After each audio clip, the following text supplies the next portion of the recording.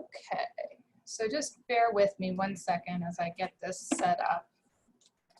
I want to see what are my participants. Hold on 1 second.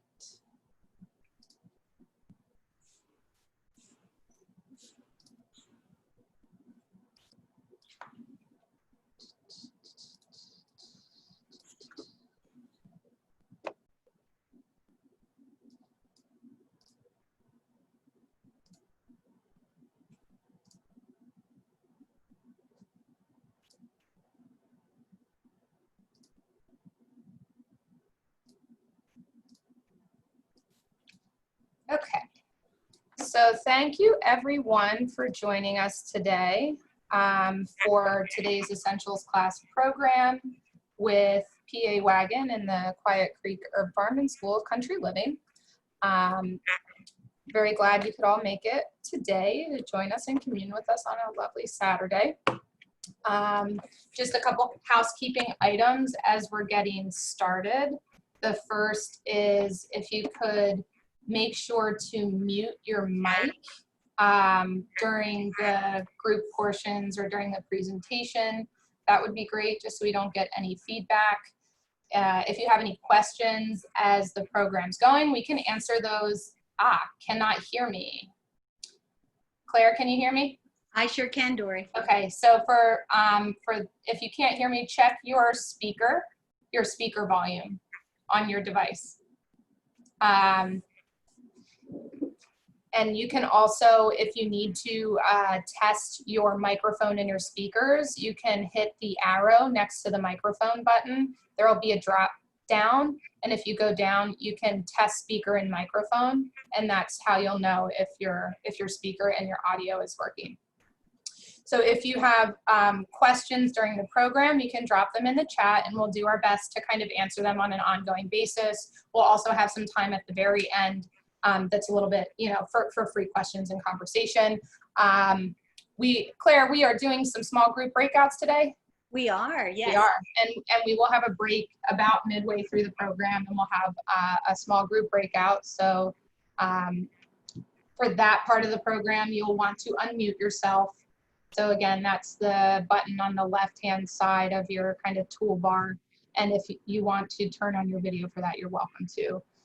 If you signed on and you notice that your name is your partner's name or your son's name or somebody else's name and you'd like to update that, you just hover your mouse over your name in the participants list, and a pop-up should come up to rename yourself, and just type whatever you want to be called and hit OK. And as I said before, this webinar is recorded, and it will be available online in a few days after the program. So let's see. Our next slide, so our agenda. I'm Dory. I work with the Pennsylvania Women's Agricultural Network, and I am excited to be here today with you all.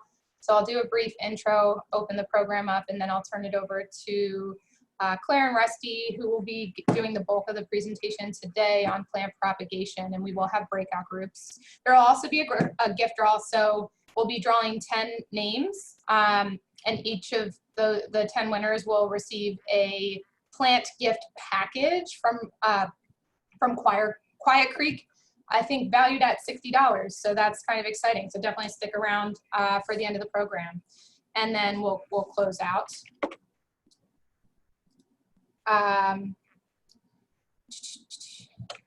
So a little bit about PA-WAgN for those of you who are unfamiliar. PA-WAgN stands for the Pennsylvania Women's Agricultural Network, and we are a group that supports women in agriculture by providing positive learning environments, networking, and empowerment opportunities. We do a number of different programs. We, as of late, have been doing a lot of online programs. We did wellness COVID check-ins. We have our annual symposium every year that you're probably familiar with. And then, yeah, we just offer a range of on-farm, hands-on workshops, conferences, networking opportunities, mentoring, and online information sharing tools.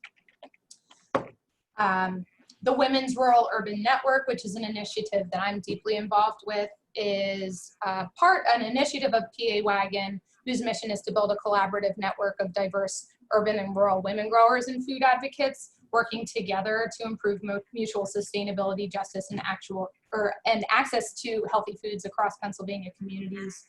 We envision women leading and creating equitable, just, and sustainable food systems across all communities, and then we're guided by the following 5 principles: that everybody deserves access to nutritious, clean food, farmers and growers deserve to make a living, historic and current mechanisms of oppression in our society must be identified and eliminated, that a more just and equitable society can be built upon open cooperation, communication, understanding, respect, and mutual support, and that equitable economies allow all people to thrive.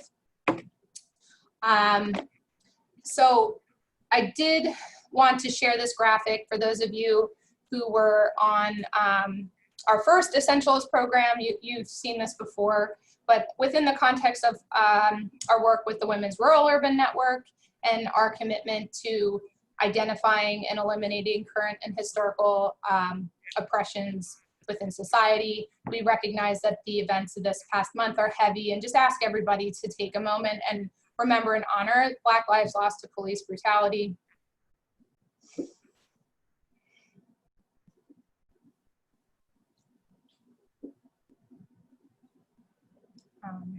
Most recently, another life was cut short at the hand of police in Atlanta, Rayshard Brooks. So this is, you know, even in light of the current protests and kind of elevated awareness, it is still an ongoing issue. So racial injustice is one of the many ills of this country, and PA-WAgN is committed, again, to identifying and eliminating historic and current oppression through our work, and in particular, through PA-WAgN's Rural Urban Network. That being said, there's always more we can do, and it's incumbent upon us to do more, and also to do what's within our capacity to keep pushing for not just an equitable and just food system, but an equitable and just society. So this graphic, How to Be a Racial Transformer, is one that was shared during an anti-racism and anti-oppression training that I participated in with PA-WAgN and then also Extension. And it just has a lot of different resources if you're thinking about ways, you know, what are ways can I make actionable change in my community, or, you know, more broadly. There's a bunch of kind of different suggestions and just different ways to think about ways you can make actionable change. And, you know, I hope you'll consider this in your own life, just ways to support Black and Brown communities in the mutual struggle for racial justice, and invite you to consult this graphic and other resources online.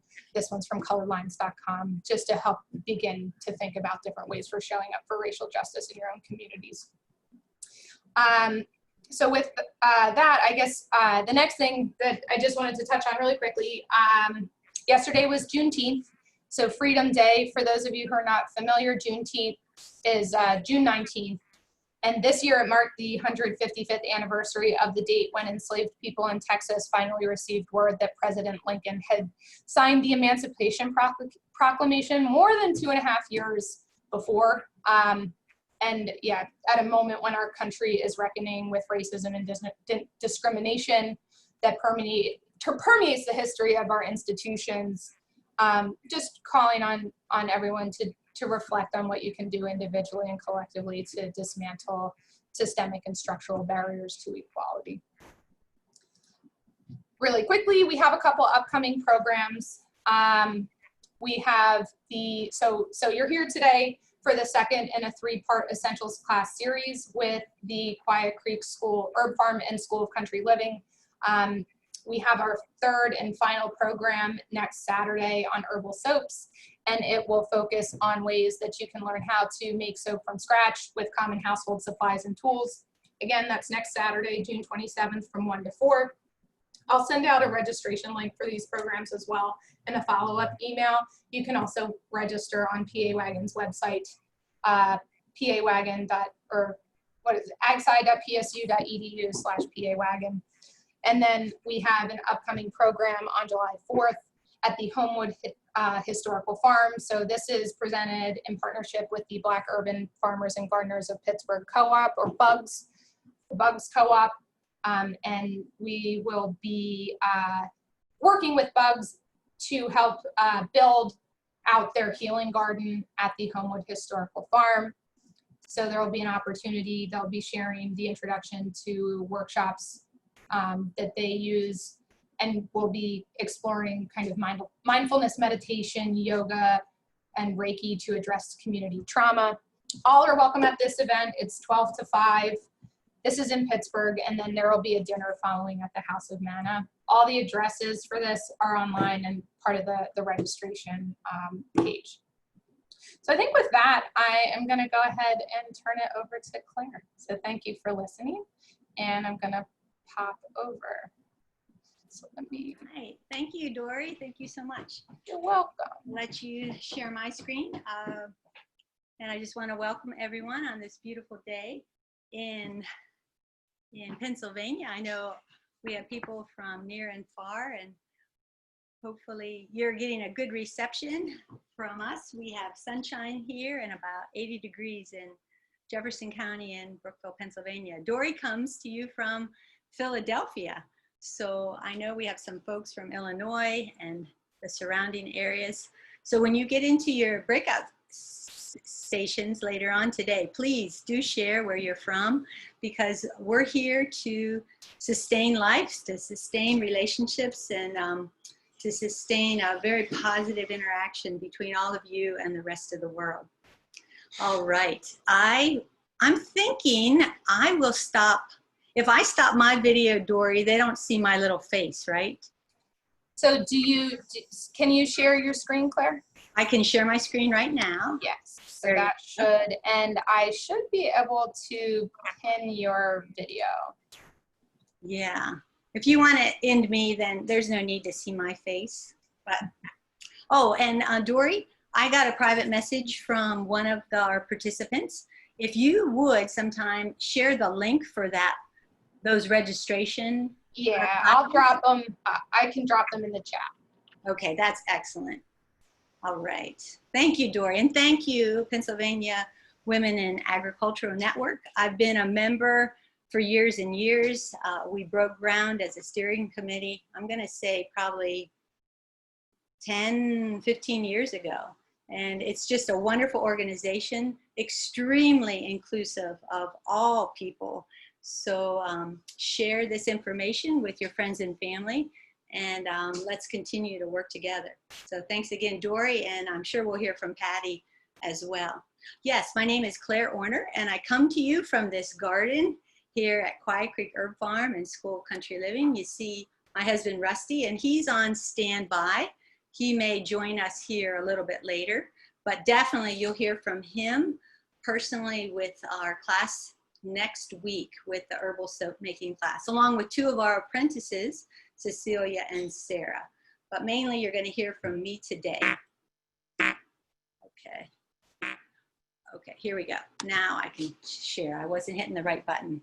Thank you so much. So give you an idea of where you are in context to this map, maybe north, south, east, or west, but Quiet Creek being in northwestern Pennsylvania is about 78 miles from the Ohio state line. And I'm thinking about 5-hour drive from where Dory is located, and about 2-hour drive from where the Pennsylvania Women's in Agriculture Network is located in State College, Pennsylvania. So we're real easy to find, so come and visit us. Send me an email and you'll have all that information from Dory as we continue on with our interaction.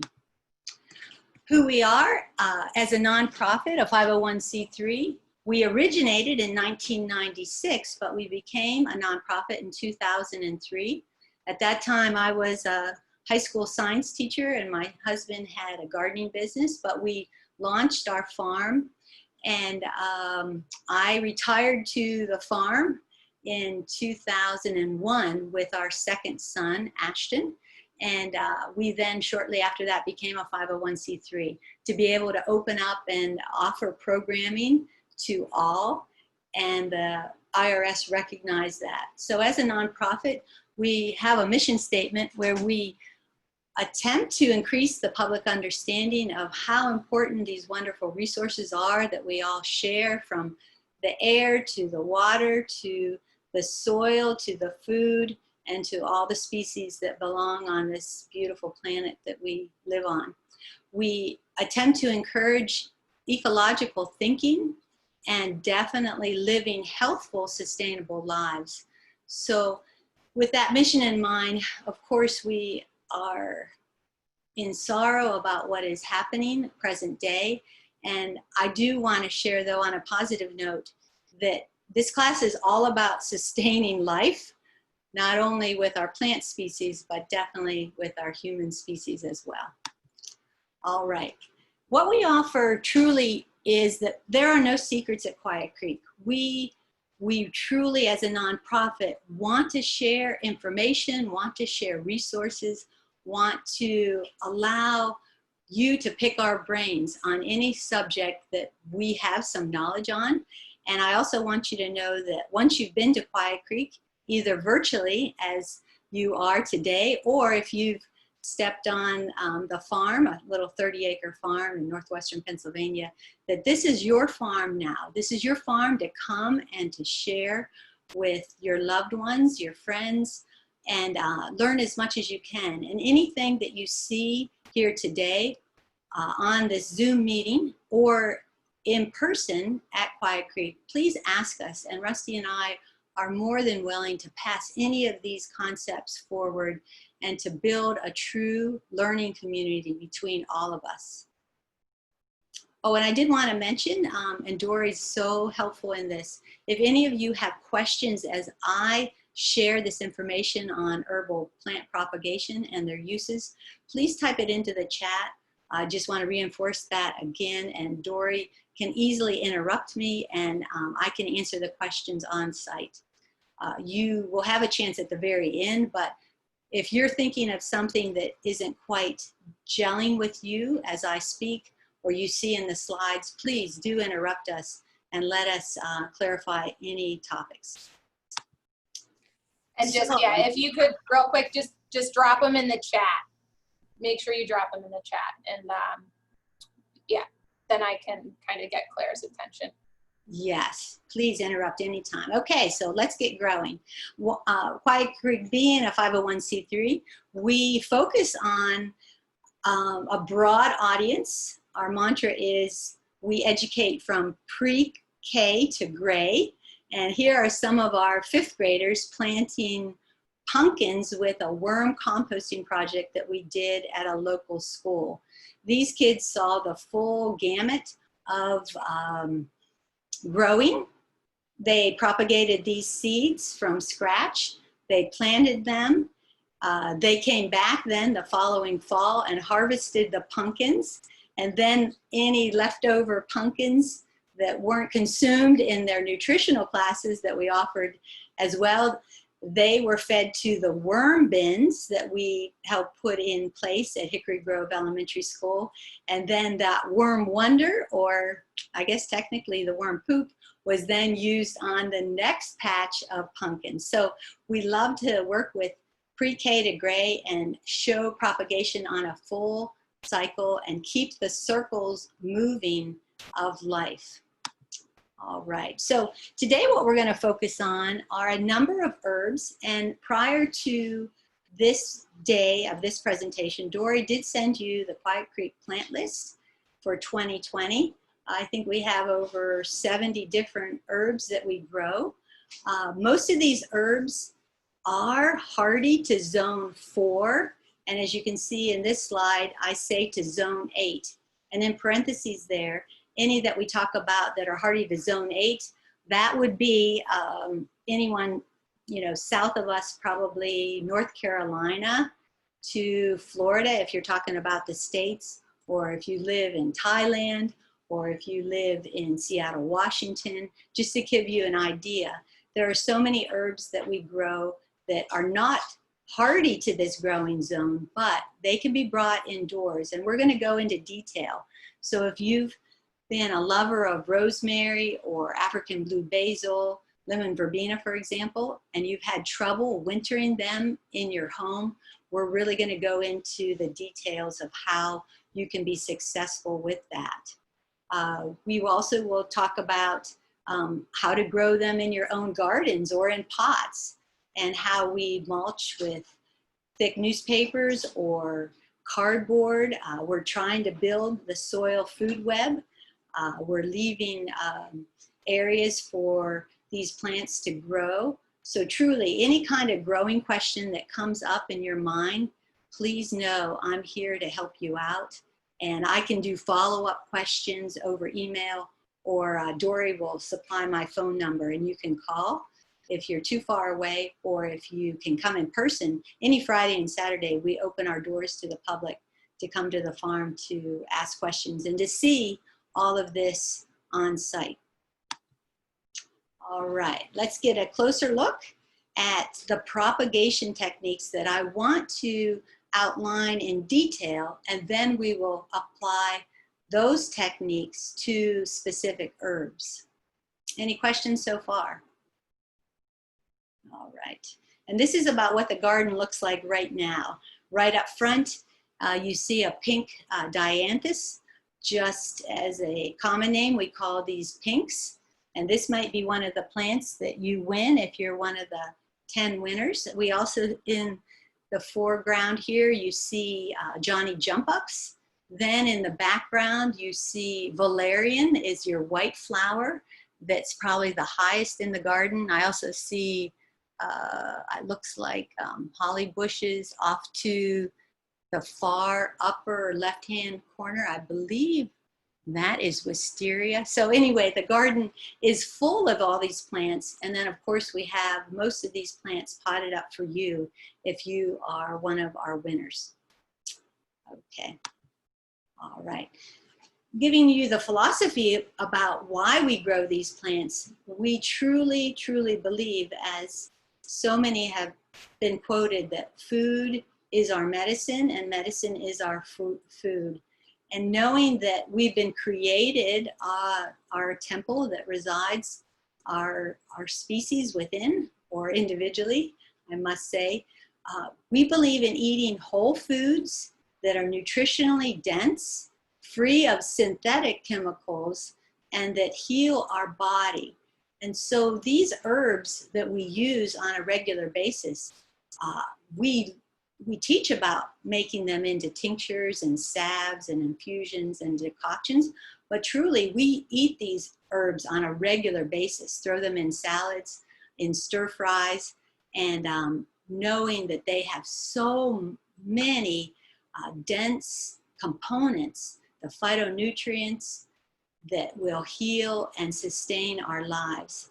And so a big part of our philosophy, truly there are no secrets at Quiet Creek, but anytime you come to the farm when things are normal, and we're getting back to that very quickly, there's a meal component. And if you don't sit down with us and have a meal, we go out to the gardens and we eat raspberries and blueberries with you, or send your kids down to eat Jimmy Nardello's, because we truly think the educational aspect of learning about whole, nutritionally dense, chemical-free healing foods is to jump right in and enjoy those foods right off the vine or off the bush and so on. So know that when you come to Quiet Creek in person, you will have a snack with us. All right. So I want to focus on 4 different propagation techniques.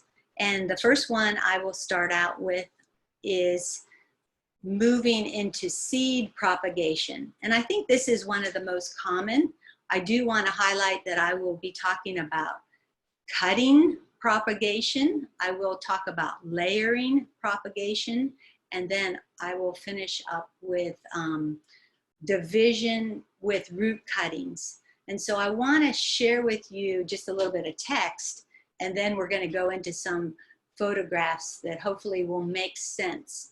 This usually is about a 6 to 7 hour class in person, and we go around with our cutting trays and we just enjoy the garden and cut and divide and layer and seed propagate throughout the day. It's really a lot of fun. So maybe down the road, we might be able to have a true in-person class, and then all of you go home with a cutting tray with many of these 70+ herbs that I have shared with you on our plant list.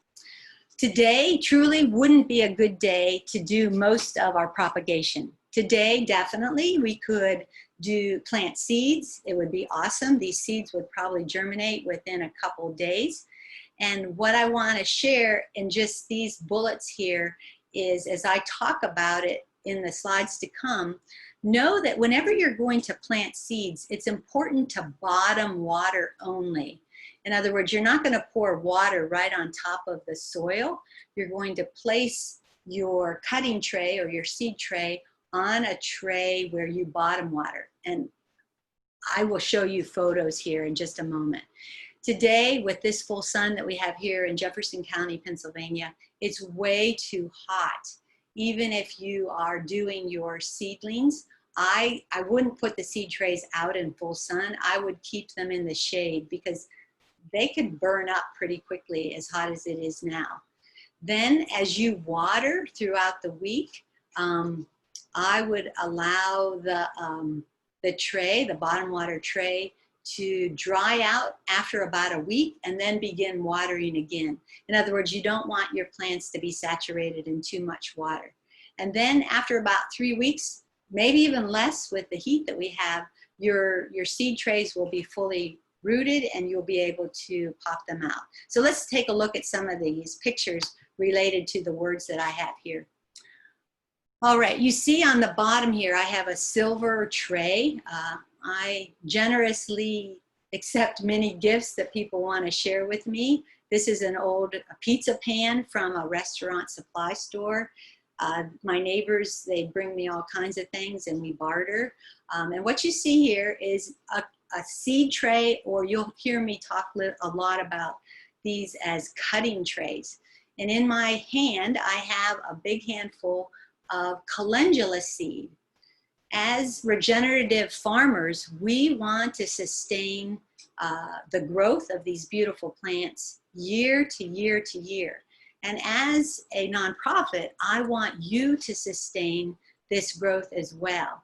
So we'll talk about saving seeds as part of this whole approach to propagation. No longer will you need to buy packets of seeds at the grocery store. I'm all about supporting our local businesses, but I really am about supporting you as a grower who maybe you do it on a personal level, but of course you're growing food for your family and your friends. Also, as an upper level, maybe you have a gardening business similar to what Quiet Creek has. And if any of you want to start a nonprofit, type that into the chat and let me know. I'd gladly share the ins and outs of starting a nonprofit. But maybe you want to go even further than that and you have a full-blown gardening business. And the thing is, if your costs are reduced from not having to buy the outputs, your seeds, your compost, your seed trays, and so on, you will then be able to sustain your business further, put that money back into the educational program like we do here at Quiet Creek, and you can go further and further. Now, of course, none of these seeds are genetically modified. If you do buy seeds, please do yourself a huge favor and just set that concept aside.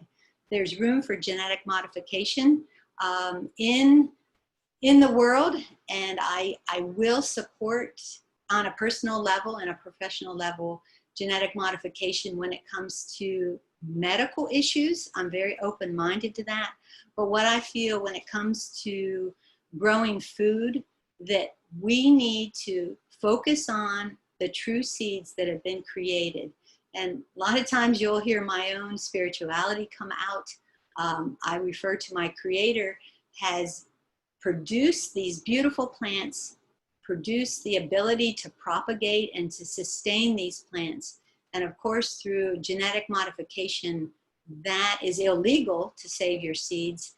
And it's just a place where I truly am critically committed to removing genetic modification, not only with the seed production, the patents that are there, but ingesting the different types of genetically modified foods. I know our body as a temple has evolved to eat whole, dense, nutritionally healing foods, and genetic modification seeds, crops, if you will, have been known to cause inflammation within our bodies.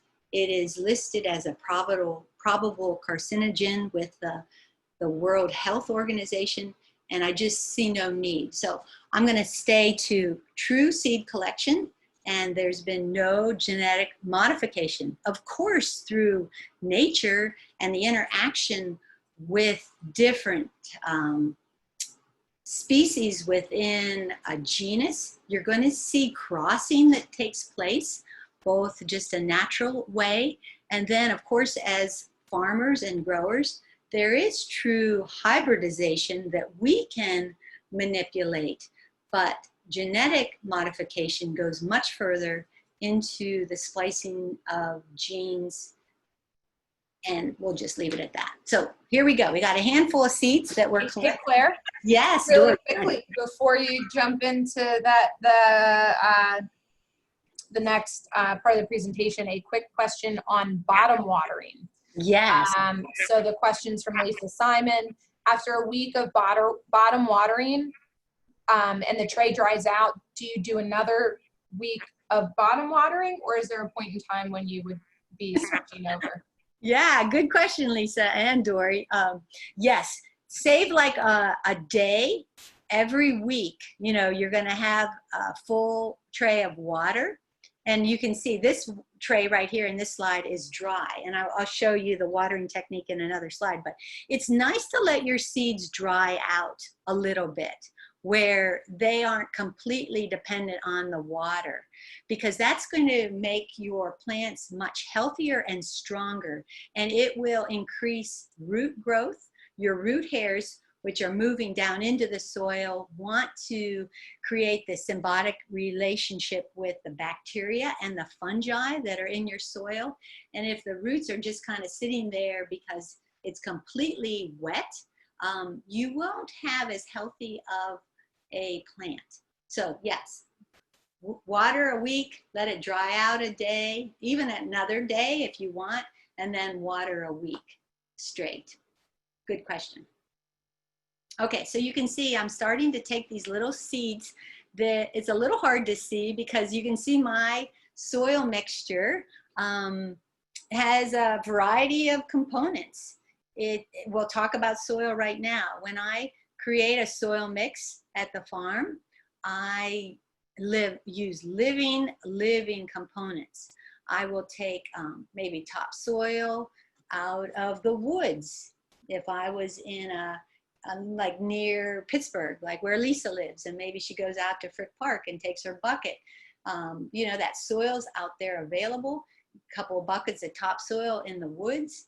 I amend the soil with Worm Wonder, and I can go into a lot more detail about worm composting. That truly may be another class we ought to have either on Zoom or in person. So feeding food scraps to the worms, it goes through the worm's gut. They spew out manure that is rich in nitrogen, but it's rich in the way that it won't burn your plants. So worm manure can be used directly on your plants, nothing like you would with horse manure or cow manure. You can't put that directly on the plants. It must go through a decomposition process.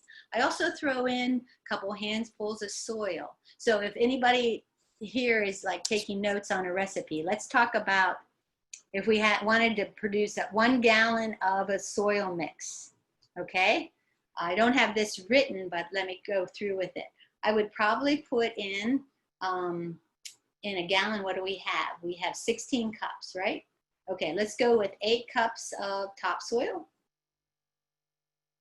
Let's go with 2 cups of worm manure or Worm Wonder. I probably would use then 6 cups of sand, okay? Does that add up to 16?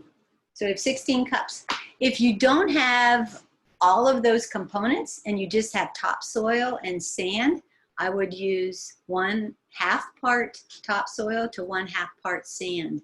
If you only have worm wonder and maybe a little bit of sand out in your child's sandbox, or you go over to the local park and pick up a couple, I'm all about sharing resources, as you can see, pick up a couple cups of sand. You know, you can use different ratios. The important thing is that you're going to keep it well watered, and the seeds will germinate when you have plenty of heat, when you have a moist environment, and you have a growing medium of some sort. Claire, a few more questions. Sure, go right ahead. So regarding the moist environment, and we're still back at bottom watering, would you ever switch to watering from the top? I would switch to watering to the top once your plant is fully grown. And I'll show you some pictures where, not fully grown, I take that back, maybe about 3 inches tall. Because what's happening when you top water, unless you're extremely careful, you know, a lot of times that water will hit the plant. It might break the neck of the plant or break some of its arms.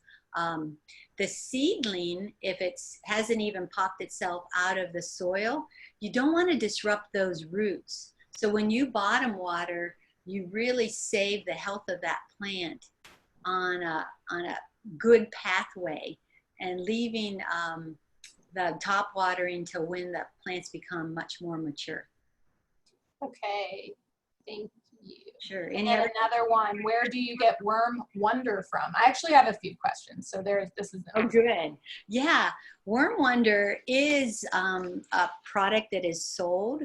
I have a brother-in-law. He and I went to McKeever Center in Sandy Lake, Pennsylvania, and took a workshop on learning how to create a worm bin. He has exploded with it. His 100 member dairy farm of Jerseys and Holsteins, he collects the shed waste with the cow manure and the sawdust for the bedding in his cow barn.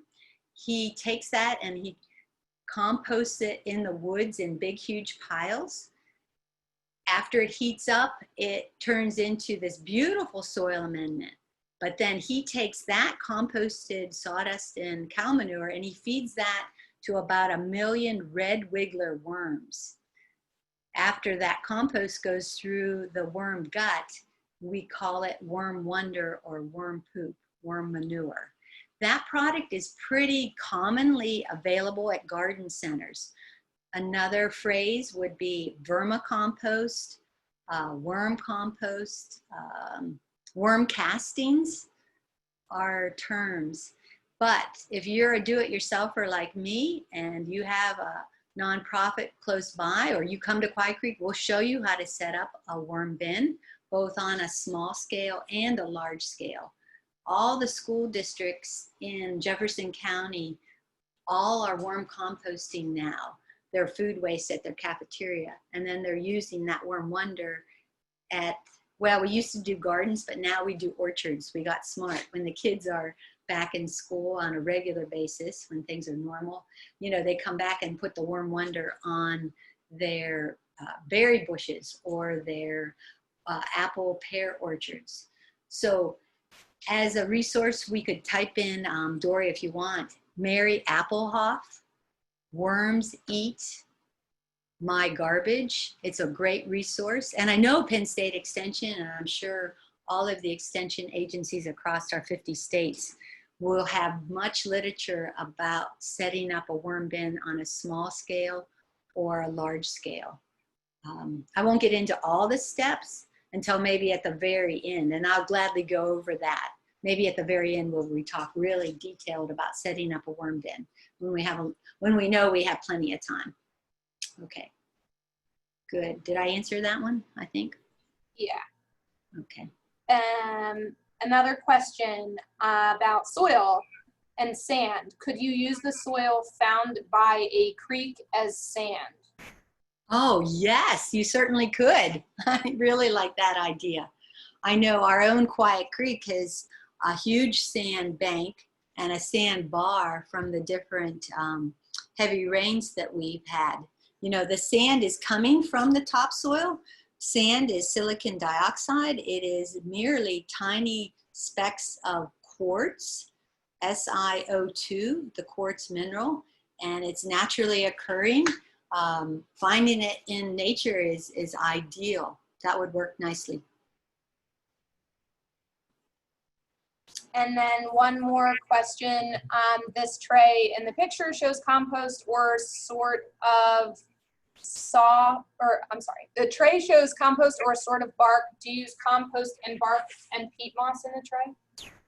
Okay, I don't use any peat moss and I don't use any kind of like vermiculite. I know you can purchase these items at a gardening center, and I'm not saying not to do that because they are viable, but what I am wanting to share with you, try to get at least a few scoops of topsoil, because what you want your soil to be alive. And in some gardening centers, the bags have been probably passed through either high levels of heat, high temperatures, or they've been sent through a UV light to kill any of the bacteria. And unfortunately, the concept hasn't been popular enough, or the wisdom hasn't been passed on. We want the soil to be alive with the beneficial bacteria and the beneficial fungi.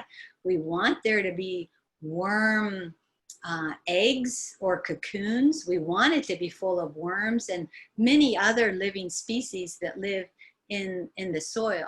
I know the gardening centers don't want to discourage people, because if you open up a bag and you see living, moving organisms, they may feel they're going to lose a few clients, but all of us that are growers, we know that those live organisms are necessary for your healthy soil. I think last time we spoke, we talked a little bit about the GAPS healing protocol. And Nancy, if we missed your comment, I saw you were looking for the resource of the GAPS book. So I'll make sure I give that to Dory to share. But the GAPS book is about how we, in our own person, we need our digestive tract, especially our lower and upper intestines, are full of beneficial bacteria and fungi that help us digest the food, pull out the nutrients, make sure that we are getting everything we need from our food. Think about the soil is the same way. It must have all these living organisms, because if the soil wants to get if the plants want to get nutrients from the soil, it has to be alive. Or in conventional gardening and farming, they are putting additives, and the fertilizers are based from being produced by natural gas. And the history is very tragic. Those conventional synthetic fertilizers came out of the development of different bombs in World War II. And they realized they had this technique, so then they passed it forward in a conventional sense with the farming industry. We don't need to do that. Traditional farmers, regenerative, organic, sustainable farmers, we've been around for whatever your logic on the timeline, we've been around, documented 10,000 years or plus. And so most of us have the background of true regenerative gardeners, and we add nutrients to the soil through different animal manures, and worm manure, horse manure, cow manure, you name it, based on the proper techniques of decomposition, or if you use true worm manure, can be used directly in the soil. And that is where those good beneficial organisms reside, and they're passed forward.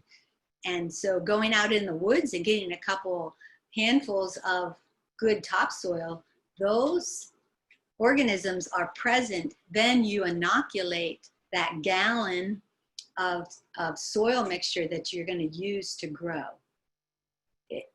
I can't tell you enough of how important soil is to this whole process. But it's simple. Don't get bogged down. If you have to go to a garden center and buy a bag of potting mixture, that's okay. Just go out then and get some of your own compost, or like I said, just go out and get a couple handfuls out of the woods or in a meadow, a field.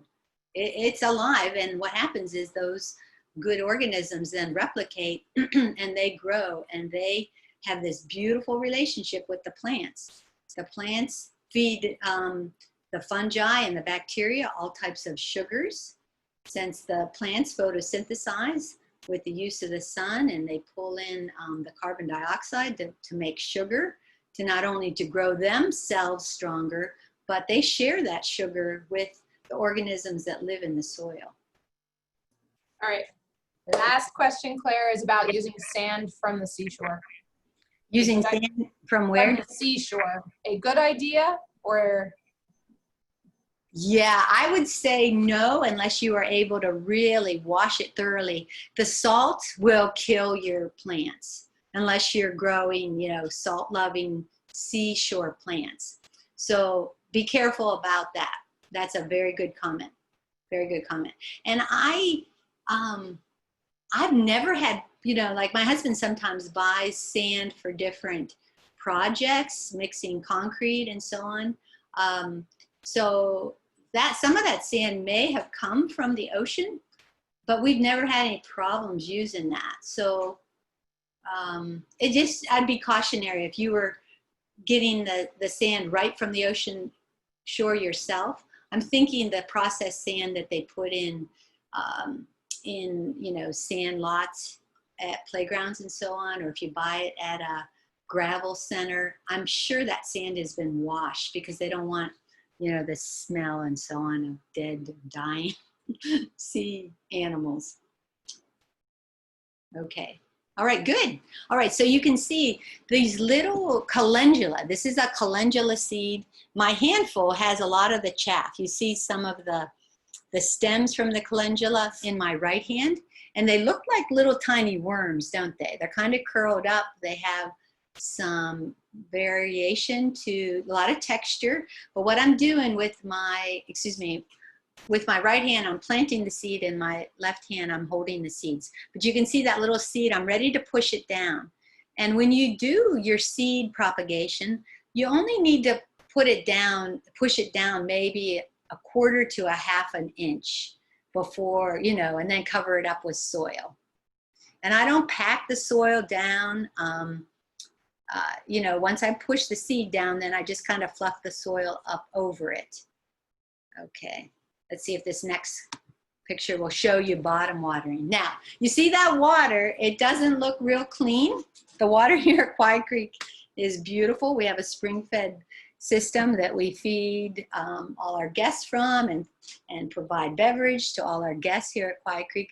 What I have in here, I have a little worm compost. I just wanted to add this in, that if you throw some of your composted materials in water and bottom water it, it's just an added way to give nutrients.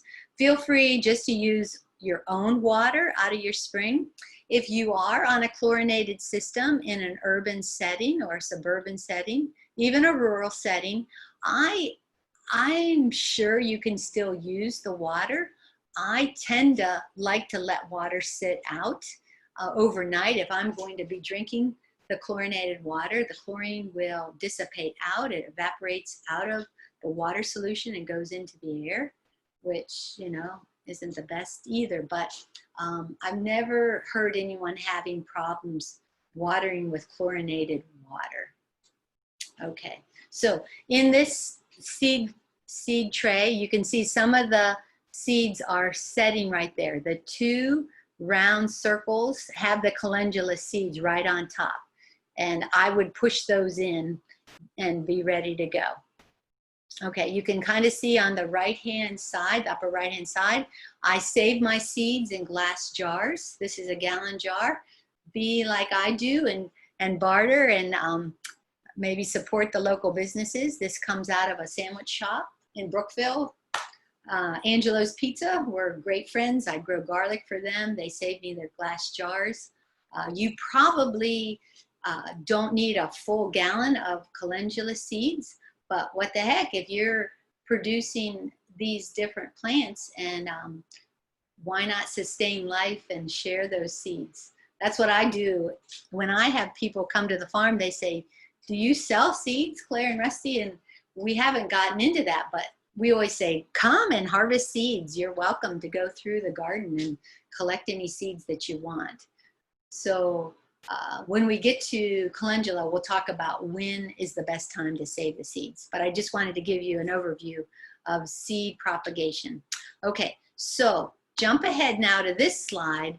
You can see my left hand is ready to pop out this calendula plant. Think about in about 3 weeks, this whole tray will be full of these green leafy calendula plants.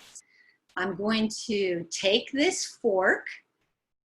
It works well to use a fork, and you might even take the fork and push the fork in so it's even a more narrow width, so you can get right into your tray. Some propagation trays are much smaller than this one. A regular fork would work fine, but let's take a look at what the seedling looks like.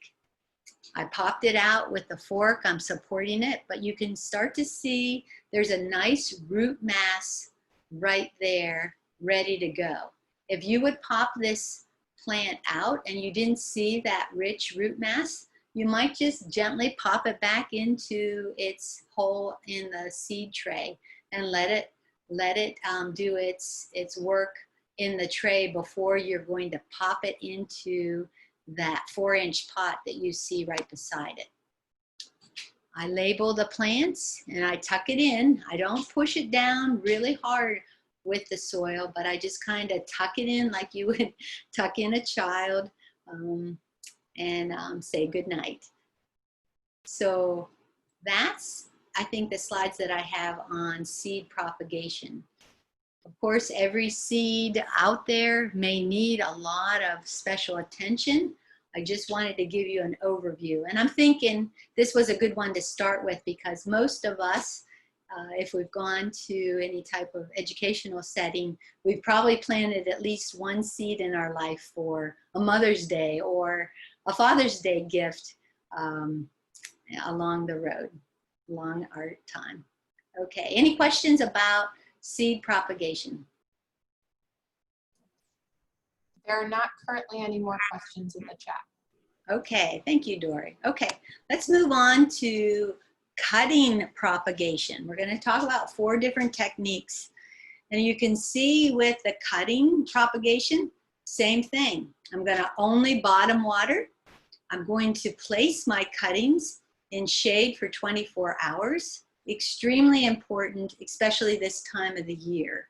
You know, the garden centers and the big greenhouses, they're doing propagation year-round. So this information I want to share with you really has to do with starting your cuttings this time of year or your seeds this time of year.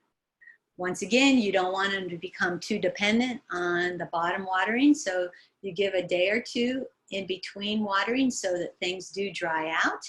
And you're going to keep things now in a cutting tray. It's same as a seed tray for about 3 to 4 weeks until it gets to be about the size that you saw of that calendula, maybe, you know, 3 to 4 inches tall. Okay, let's now look at the materials that you're going to need to do for propagating by cuttings. You can see I have that fork there. It's kind of bent in a little bit, as I had just talked about. You have a pair of pruning nippers. Regular scissors work nicely. You want to be sure they're nice and sharp, though, when you do the cutting. I have a trowel there. It's always nice to have a trowel to fill your cutting tray with the soil amended material that we talked about earlier. In this case, I have a lemon verbena, and I have a wonderful friend, friends, I guess, Candy and Lloyd Travern. They're south of Lancaster. If you get a chance to go to Peachtree Herb Farm, wonderful growers. And they grow totally organically. And I wanted to diversify a little bit here at Quiet Creek.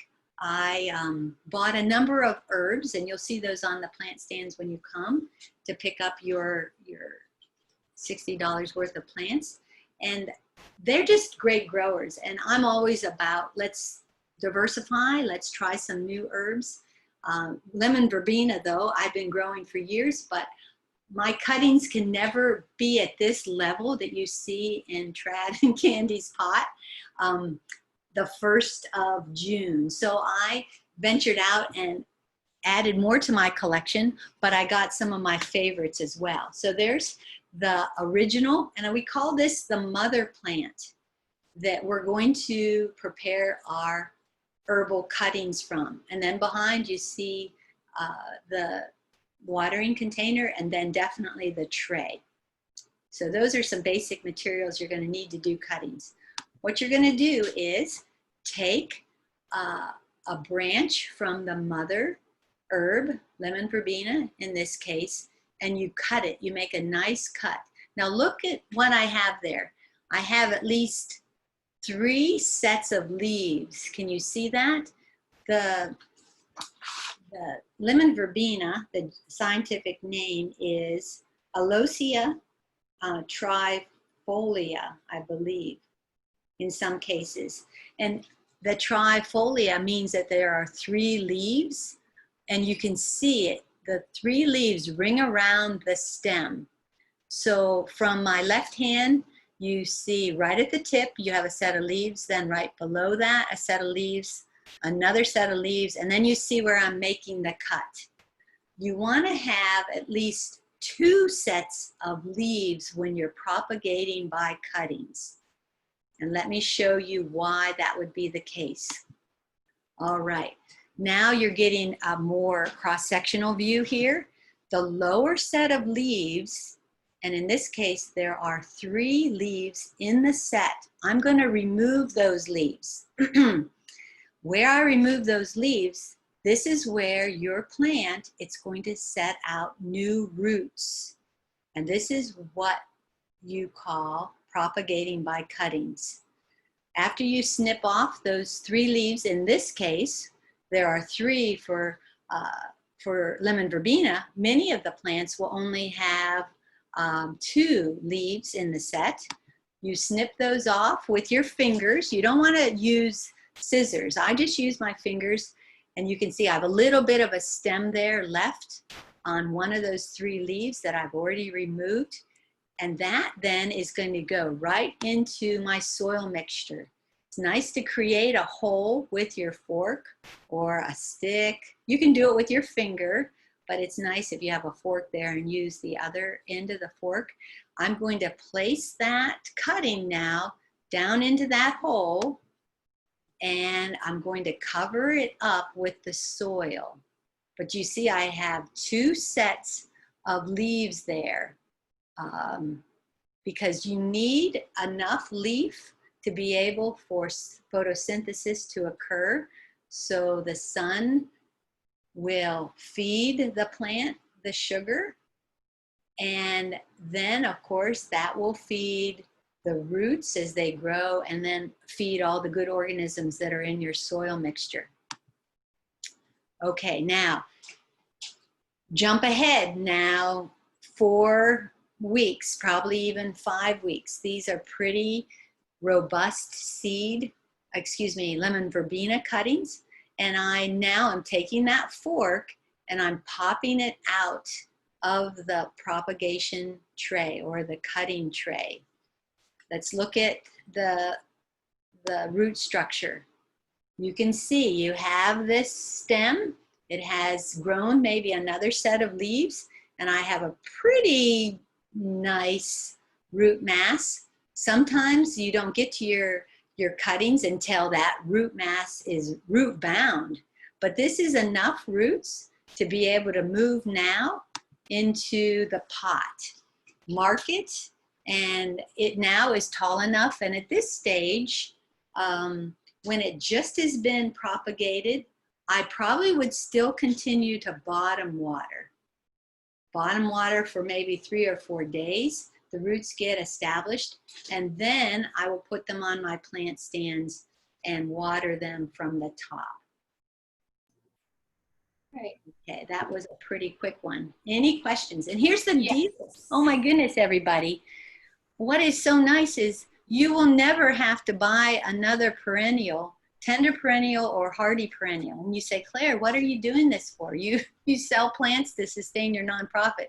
I do, but my main focus is education. And I want you to use this same technique. And please, when you go to your friend's garden, or if you go to a garden center, if you come to Quiet Creek, I'm not going to care at all if you snip off some cuttings and take those home with you. I'm all about, let's sustain this life. And you know my mission is to share these resources. Plants are at the top of my list as a resource. So you collect seeds or you propagate by cuttings. And cuttings is a really good one because it's a lot faster than seed propagation. Okay, I think there was a question. Yeah, we have a few questions. So first question is, after removing the bottom leaves, are you only bottom watering for a bit, or do they immediately go into soil? Yeah, let me clarify that. Probably what I'm going to do is I'm going to have the water in that cutting tray. Yeah, okay, I have my bottom tray. Then I have my tray of soil mixture. Let's just go back a couple slides. Okay. Okay, that soil looks pretty dry, doesn't it? I really should show you that it's sitting in water. I was delinquent there. The soil should be moist in your cutting tray. So go ahead and water it well. You can top water it, or you just go ahead and put the bottom water in there. It naturally wicks up the amount of water that the soil can hold. And then when you place your cutting in this soil mixture, the soil is already wet. So thank you for pointing that out. And then 2 questions about the types of plants you can use for cuttings. So one is a general question about just what type of plants are suitable for propagation through cutting, and a specific question, can you propagate lavender from cuttings? Yeah, let's start out with lavender. Absolutely. And we'll get into detail because that's one of my slides. What a lot of people will share with you is that there is a woody cutting, and I think they call it more like a herbaceous cutting or a fresh cutting. You can see that lemon verbena off to the left. That stem is pretty fresh. In other words, it's not this big woody branch or anything. You can do cuttings with woody materials, let's say like wisteria or elderberry. When it becomes kind of woody, you just have to leave it in your soil mixture a longer period of time. I'm going to say that any plant that has leaves that are on a fresh or herbaceous stem, I'm going to pretty much put myself out there that they can be propagated by cuttings. Because when you remove the lower leaves, if there are 3, if there are 4, if there are just 2 that are opposite in configuration, or if they are alternate, like there's a leaf and then there's a ladder step, it's kind of like going from ladder step to ladder step. Even those, tarragon falls into that category where they have alternate leaf configuration. It takes a little longer with the alternate than the opposite leaf configuration, but they still can be propagated by fresh cuttings. And then one more question about rooting hormones. Do you use them? Do you need them? And also, is this the same process for a tree, propagating a tree from a cutting? Okay, let's talk about root hormones first. I do not use any root hormones. Rusty and I started Quiet Creek 24 years ago, almost to this day. Just a week ago was our 24th celebration on the farm. And we started out, we bought the organic root hormones thinking we needed them. And we found, you know, we didn't need them. If you do want a natural root hormone, though you think you might want it or it might speed it up a little bit, I don't know the research on that. I just know that we don't need to use them, and we have very great success with cuttings. We would recommend like just a little snippet, a little branch off a willow tree. We have a corkscrew willow that just grows outside of our solar panels here by the barn. Or if you have a weeping willow, they say that's a great root hormone. And I'll just open this up to the audience list. If you know of a good root hormone that you found successful, please type it in and Dory can share that. Because this is a learning community. I am sharing what I have, but I'm very open to your successes, what works. And even if it didn't work, it's still a success. And then to answer the second part of that question, yes, when you want to propagate a tree, there's many ways, of course, if you collect the seeds, like, you know, let's go with an oak. The acorn will certainly grow into a sapling, but on a fresh branch, I think the more fresh or herbaceous your stem is off your trees, the more luck you're going to do with this type of propagating by cuttings.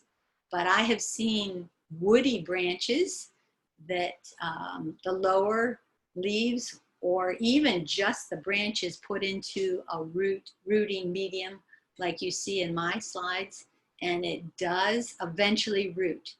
The more woody the tree cutting is, the longer it will take. But that's how a lot of these nurseries, they will put these cuttings in and have bottom watering for, you know, a year to half a year before they're ready to sell their plants. So we do have a few more questions, Claire, just for time. Do you want to continue with questions or? Oh, I think we're good. I have what, 5 after 2? And yeah, I think this is the meat of our discussion, okay. Dory and everybody in the class. I think when you learn these 4 techniques and feel comfortable, when I go through the slides of different specific herbs, it's all going to make so much more sense. So this is really important. Go ahead, Dory. Okay.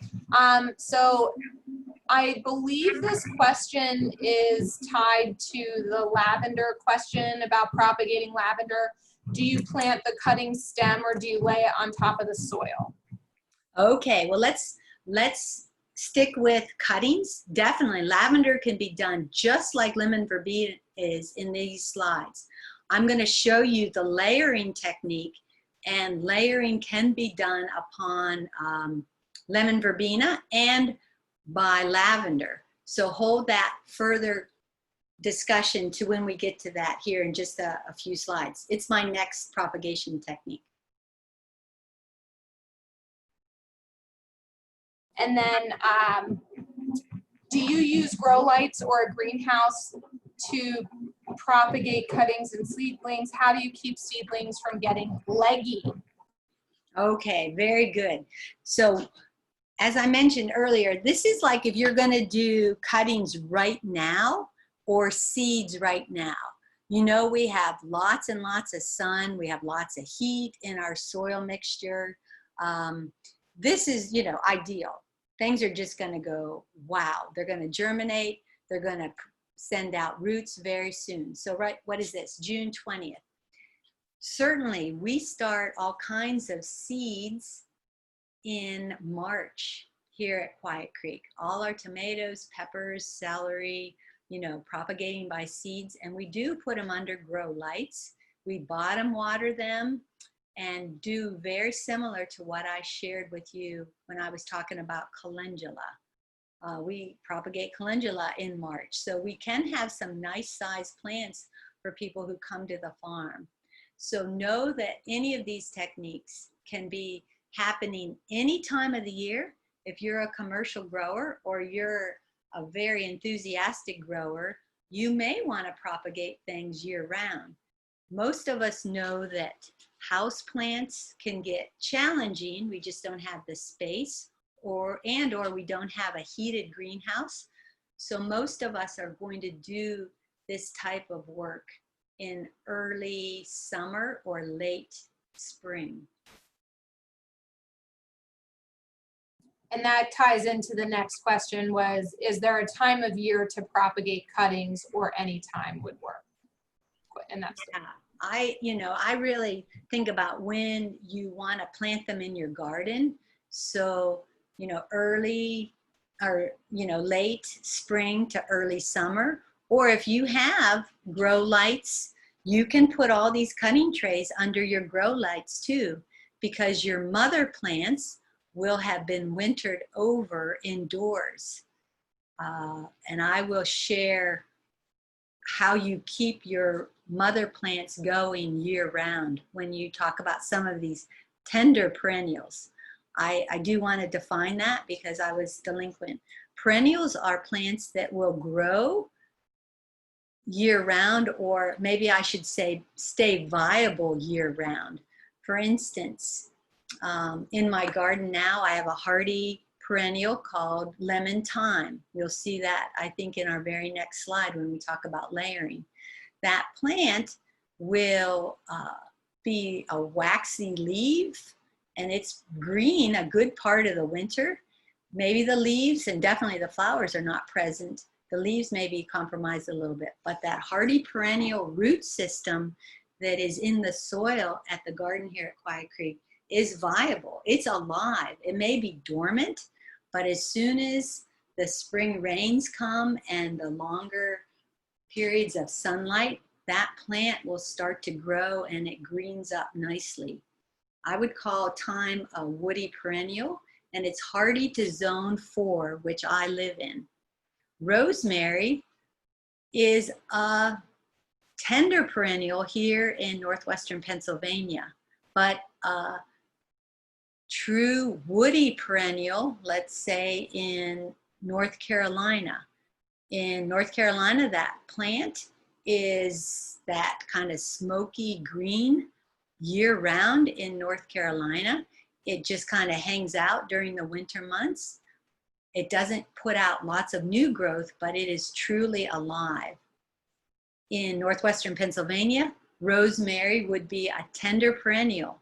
I can replicate North Carolina inside my house here, or inside my greenhouse here in northwestern Pennsylvania. So when you purchase your initial plants, everyone in my audience, talk to those growers. Make sure you know if it's hardy to your growing zone. Make sure you ask the questions. Are these perennials? Are they annuals? Are they biennials? Like parsley will grow for 2 years. It sets seed its second year and it drops its seed. Those self-seeding biennials will produce new growth from the seed propagation, or you collect the seeds and you place those seeds where you want. So truly, I love to talk plants with people and really let them become intimate with these plants and know as much as they can. It's not like you have to memorize everything. There are all kinds of books. You just look it up on your phones or, in gardening books. And there's all kinds of information to tell you what hardiness zone these plants will live in, and then all kinds of ways to propagate them indoors through these 4 techniques, or outdoors that I'm sharing with you. Great, these are such good questions. And I know I have a variety of probably levels of experience, and I truly want everyone to feel very comfortable with this technique. The big thing is this cutting technique, when I learned about it probably 20 years ago, I've been growing for 24 years ago, I'm like, oh my goodness, this is so much fun. Every mother plant has a clone, a baby plant. You can get hundreds and hundreds of cuttings off of a mother plant. And when that mother plant is a hardy perennial, she just keeps giving to you year after year, and you feed her what she needs and you just love her, and it's a great relationship. One more question, and it's about sweet potatoes. Can you keep a sweet potato as a mother plant? Oh, absolutely. And when you come, if you want sweet potato slips as part of your prize, we have lots of sweet potato slips. So really, that's a real fun one. What we do as any grower, of course, we save our biggest seeds for propagation. And in this case, the sweet potato from harvest in the fall, the biggest potatoes we save for propagation. So think about these big sweet potatoes. Some of them are probably 3 to 4 pounds. We put all of our sweet potatoes in an earthen basement. It's cool, and when I say cool, it's probably about 50 degrees. It's dark in our basement, and then there's a level of moisture just from the earthen floor. We eat most of those sweet potatoes, but the biggest are left for cutting propagation. And what we do, we take that big sweet potato and we put it in a pot, and we cover the pot. We place the lengthwise of the potato in a pot and cover it halfway with soil. Half of the half of the sweet potato is above soil. We make sure that the container has holes in the bottom, and we bottom water the sweet potato in the soil mixture. Within just a couple days, up to a week, the little plants start popping out of the big sweet potato. We allow those, we call them slips, to grow to about 3 inches in length. Then we slice them off right at the sweet potato, the mother potato, and then we place those slips in water. They then produce roots, and those roots grow to about half an inch, and then it's this time of the year, or maybe a little bit earlier, we put them in the soil in our garden. You will never have to buy another sweet potato again. You will continue to propagate. And I'm not sure if my friend Yen, I saw her name, Jan, is on this list. If Jan, you're listening to this, and you were the one that offered us your purple sweet potatoes, they are sustaining for years and years, and I hope you are well in Washington, D.C. But truly, this propagation technique works beautifully for sweet potatoes. So those are all the questions for now. Claire, if you want to. Great, Dory. I'm going to jump ahead now that we did lemon verbena, and let's get into the layering technique, because the layering technique is somewhat like the cutting technique. But when you are layering, you are using existing plants in your garden, and you are attempting to propagate those plants in your garden, if you will. Think about if you've ever seen runners off a strawberry plant. And I can't assume everyone has done this because, you know, not everyone has had a chance to grow strawberries. But when I talk about this, if you have that experience, it'll really click with you. Okay, let me just go over the text here and then we'll get into the photographs. So layering is you want to water daily. And since this is in your garden, you're not bottom watering, you truly are top watering the layering plant. You're going to leave a brick on it for a week or until new roots are formed. Or once you've laid a brick on it, you can maybe put some soil. Now this sounds really weird, I know, but let's take a look at the pictures. And then once you layer and propagate by this technique, you can transplant this plant into a pot, or you would just have another plant right beside the mother plant. All right, I know these are confusing words, so let's take a look at the picture. Okay, this is, maybe I was wrong. This isn't lemon time. I think this is Pennsylvania Dutch tea time. But you see, I have a nice plant in my garden. And if you look closely, it's right there in my garden where there are some bricks. The bricks are going to add some heat to my soil. And you can see It's a pretty sandy soil. Thyme is a Mediterranean plant. It's a hardy perennial, meaning it is going to be available to me year round. And it is somewhat of a woody perennial where these leaves could stay green year round if I don't have too much of a harsh temperature drop, or if I don't have a lot of snow, of course. Okay, so here's a beautiful mother plant. What I'm going to do is I'm going to take some stems of that mother plant. They're still attached to the mother, but I'm going to remove a number of sets of leaves. You can see you have these long stems and they're covered with leaves. And now, let me go back. I'm going to remove some of the leaves.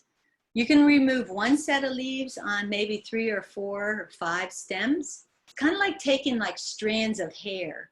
You don't remove it from the head, you don't remove it from the mother plant, but you're going to take those strands of hair, or in our case, the strands of Pennsylvania Dutch tea thyme, and you're going to just run your fingers down the center part of those stems and remove the sets of leaves. You can see, if you look closely, the leaves are opposite in leaf configuration, and you just pull those off. Just like in your cutting tray, this is where your roots are going to form. But instead of putting it in a cutting tray, you are going to lay the stems down on the ground and put a brick over it.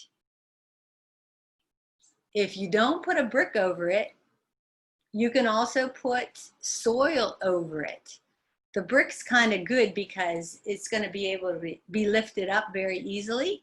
And if you look at my next picture, you can see where the brick has laid. Do you see where they're stripped of any leaves, and right there where the brick had laid on it, you know, it's in contact with the soil, and after a few days, that is going to produce roots, and those roots are going to go right into the soil, and then you are going to take your spade or your trowel, and you're just going to cut it closer to the mother plant. And that would be like, you know, moving to the right. You're going to cut it right there after it's well established, after, you know, a couple weeks. And you're going to then pot it right into your pot. Now, I wish I had more pictures. I was trying to put this slideshow together, and I think I was delinquent in not giving you more pictures. But let me just go back to the beginning. So you have your mother plant. You take some strands off the mother plant. You snip off the leaves. These are where the roots are going to be. You lay those stems or strands right on the ground. You cover them up either with a brick or with soil. And right where they are in contact, the root hairs grow down into the soil. Then with a spade, you can snip it off and pot it up. Now, with this type of technique, it works, but as a grower, I hardly ever use it. It's so much easier for me to do cuttings on thyme instead of layering of thyme. But any of these plants, you can layer them off the mother plant and just snip off the leaves. The branch is still connected to the mother. You lay it down on the soil, place soil or a brick on top, and then roots form. Leave the whole plant right there, or in my case, I'm going to pot them up so that I can share them with all of you. Questions about that? I am not currently seeing any questions in the chat, but let's give it a second. Sure. See if anybody. Yeah, it's a very nice technique, and like plants will naturally layer. I've seen my own thyme. It just like maybe gets top heavy and it lays down. It layers naturally without the manipulation on my part. Mother plants off strawberry plants, they send out runners, and those runners then, they're just stems off the mother plant. They just fall down onto the soil and they form their own roots. So then you can snip that baby plant off the mother plant of a strawberry or any of these plants, pot them up, share them with your friends. Yep. So I'm not seeing any questions. Okay. All right. Let's go to the last way I want to share with you in propagation. And this is propagating by divisions, and also another technique, which is root cuttings. You're going to kind of see these together. Remember what cuttings are. You can propagate with the stem of a mother plant. Many times you can propagate just parts of certain plants by roots. Okay, let's jump into division, and then you'll see what the root cuttings is as well. Okay, same thing. You're going to bottom water. You don't want to disrupt your plants. Bottom watering works well. This time of the year, it's so hot. Placing your divisions in the shade for 24 hours will make your life so much more happy, and your plants will be very, very glad to work with you. Once again, let them dry out in between week waterings so you get a stronger, robust root system, and you're going to keep them in the pots. In this case, propagating by cuttings, you're going to have roots somewhat already established, and you're going to have the upper part of the plant.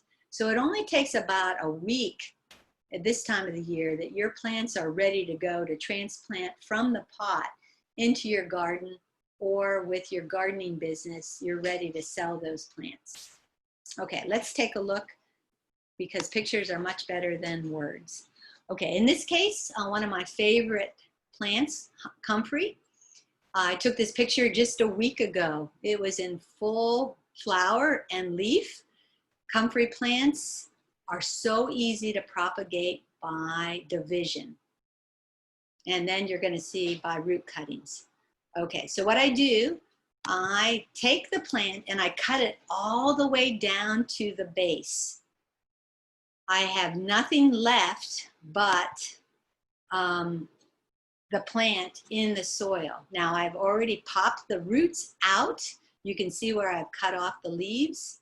I take those leaves and I mulch with them. They're full of great nitrogen, not in the nitrogen capacity where it's going to burn your plants, but I will mulch in my pepper plants with the leaves of comfrey. Many people add it right into their compost piles as a nitrogen source, and it breaks down and makes beautiful compost. Okay, so if you look closely in this diagram, you see the stems, but if you look in there, there are roots. You can really see them near the bottom. Comfrey is really easy to propagate. What I'm going to do is, you see there's about 3 stems in there. I'm just going to pull them apart and I divide them.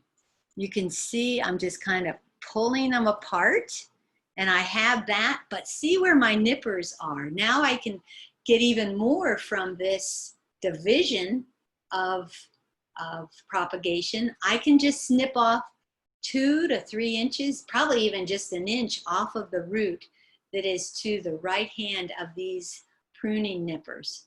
If I put that piece of root, or if I put that division in a pot, it's going to grow quickly and beautifully. I will bottom water it for, a few days. And the root, of course, if it was just a root cutting, is going to take a couple weeks or so to get to a green form of comfrey. But if I have snipped it down to its base at soil level, that division propagation technique, you're going to get a plant, that's 2-3 inches tall in this kind of weather in just a couple of weeks. So this is a popular one. I do mainly propagation by divisions and by cuttings, both root cuttings and by leaf or stem cuttings at Quiet Creek. It's a quick way. I have ready-made mother plants, either as house plants or in my greenhouse that I've wintered over, or I go out to my gardens and just propagate. It's a wonderful time of the year, and this spring was exceptionally therapeutic being in my garden. And I would love for all of you to be able to do the exact same things. And I'm sure many of you are doing it already. Claire, a question about comfrey and cuttings and the compost pile. Okay. The question is, with the comfrey, you put all of the cuttings in the compost pile, or maybe it's, do you put all the cuttings? Like, what do you do with the leftover material? Oh, good question. I think Now, is what the question is. If it's not, Lori, just let me know, or if you can reframe your ask, I can ask it again. Yeah, let me be clear. When I go back to this part, let's say right here, I have my comfrey here, and I want to have plants. I'm going to cut it down. So you see in my hands off to the left, I have these big stalks of comfrey. At that level, I can throw it right in my compost pile, not what's below the soil. I'm going to save what's below the soil for many different things. But those leaves that are in my left hand, I'm going to throw them in my compost pile, and they'll decompose. They will not grow in your compost pile, those leaves. They wilt down, and they go through a chemical process and a biological process. They heat up. They let all this great bacteria thrive in there. And then I use the compost to grow more comfrey or to use it on my other plants. The roots below that, those are what I will use to pot up to be able to share with other people, either to sell on my plant stands, or, you know, I have so many people that come for plants and I share them as well. So I don't want to throw roots in my compost pile, because they will survive the decomposition process. And then you'll have comfrey growing out of your compost pile. Now, that's not a bad thing. I don't want to discriminate against comfrey. But what I want you to know, some plants are more successful than other plants. And when you know that a plant like comfrey can be cut in its root, and just a small section of that root will grow another plant, you have to be a little careful. And so I would never throw my root cuttings into the compost, or even throw them where I don't want them to grow. In other words, I want to take all those roots and I either want to put them in pots and have them available in my garden section of Quiet Creek, or I want to dry them, wash them and dry them, and I use them in my healing salve. Comfrey is a beautiful plant. It has a chemical called allotonin, and it stimulates cell growth. I know my friend Tara's in our audience. She and I both make a healing salve that helps promote cell growth when you have a cut or an abrasion. So the root is valuable to propagate again, or to dry it and then make an herbal healing salve with it. Another question about how do you know when a plant is a good mother plant, or at what point does a plant become a good mother plant? Okay, all plants are good mothers. It's just when they're available to share their babies. In other words, you're not going to go out in the middle of winter and cut from a mother plant to propagate a baby cutting. I'm sure that makes total sense to everybody. If you have a mother plant inside as a house plant or in your greenhouse, you know, you can still propagate by cuttings year round. But think again, once again, you don't want to keep all these baby plants. You have to water them, you know, so there's a lot involved in childcare, right? And so I do my cuttings, you know, late spring, you know, maybe, well, middle spring. I do my propagations by my mother plants that I have indoors, April, early May. Here in Pennsylvania, I can go out to my garden April, early May, and all my hardy perennials are available now. They have popped through the soil if they're herbaceous perennials, or they are woody perennials and they have greened up and now they're available for me. I don't know the technicality, you know, about how much, you know, I'm thinking in the fall, you could probably certainly do propagation, but I'm sure these plants, they really wax and wane based on how much light is available, and you can simulate that with grow lights. There's no problem at all, and people in greenhouses do that. But as a grower at my level, which isn't huge, I do the propagation, you know, early April through early May. And then even into the summer, I'll be propagating, I'll do cuttings right now, both root cuttings, stem cuttings. I'll plant seeds right now that I can have successional plantings. If you love cilantro as much as I do, you know it bolts very quickly.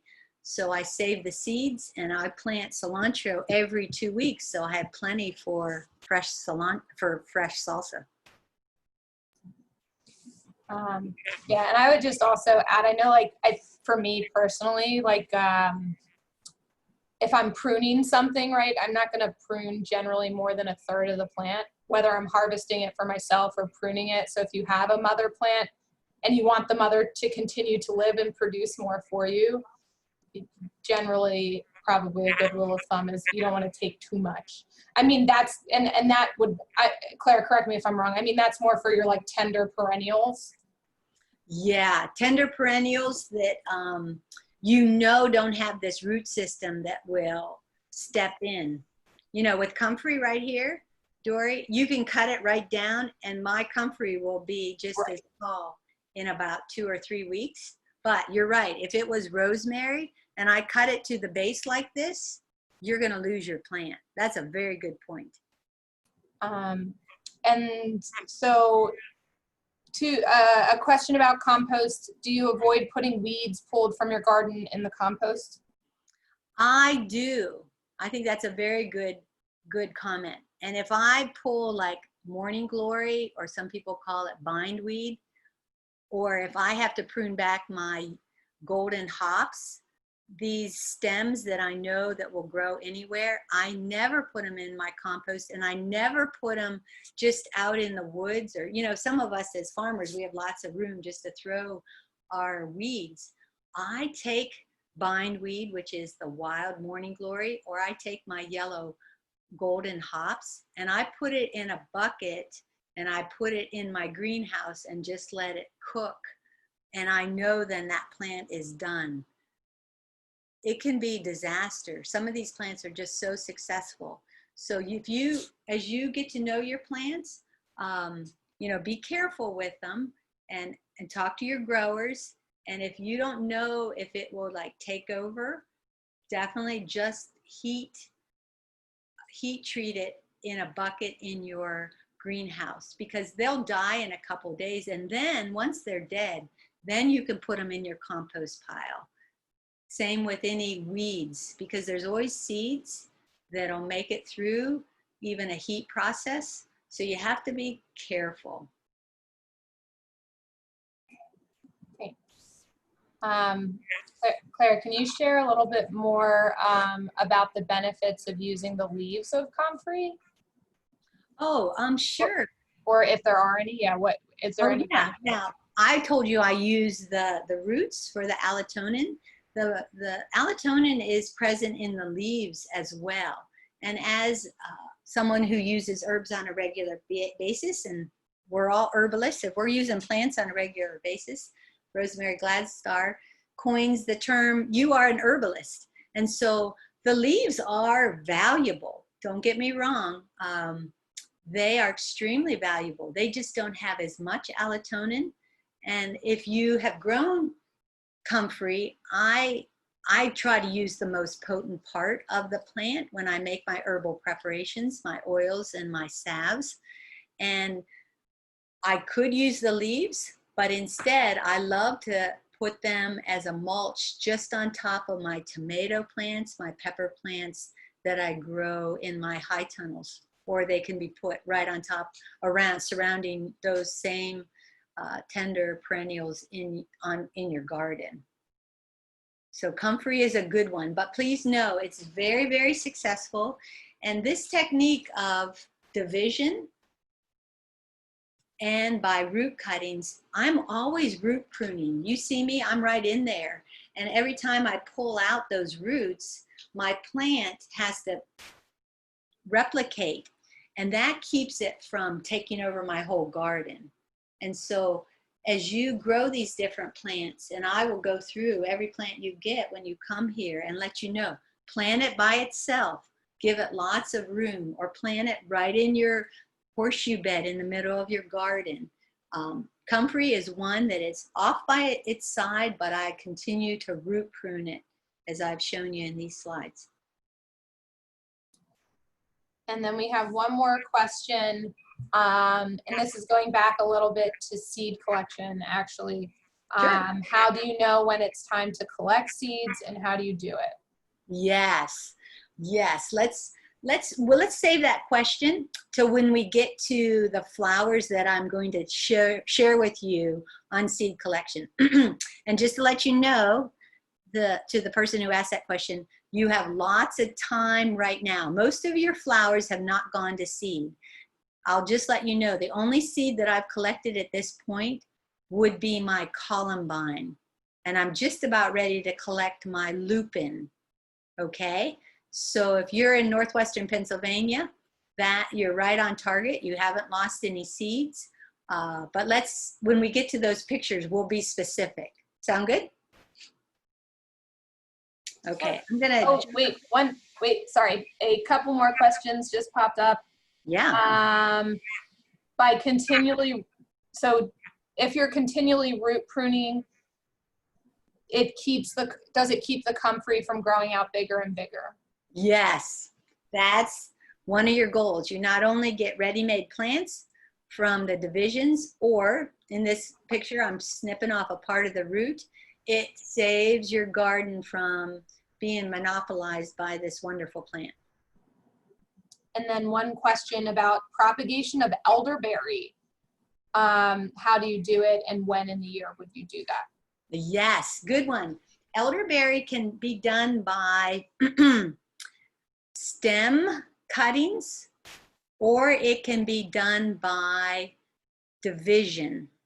So we just did division with comfrey. What you can do is, you're not going to do root cuttings on elderberry, but you're just going to dig up the elderberry plants. In other words, elderberry is very successful. It has what we call rhizomes, similar to any of the mints, where you have these underground stems. And any section of here's what I'm going to just back up. I don't like to do a root cutting on elderberry, but I have a feeling you can do that. I've been growing elderberry for about 5 years, and I've only propagated it by the division, where I get in there and I pull the rhizomes apart, but I also have a little bit of a stem with some leaves above it. I could be wrong, and I could say just snip off like this picture of the comfrey, and you probably will be successful. I want you to know, if you just get in there and dig up parts of that root that has some leaves above it and transplant it into a pot, bottom water it, keep it in the shade, let the root get more established. It should be ready to go to transplant in just a week or two. It's very easy to propagate elderberry. You also can save the seed with elderberry.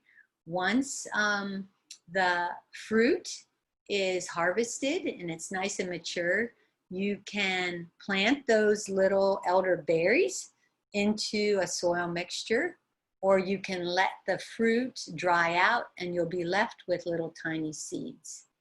So both division, probably root cuttings, and definitely by seed.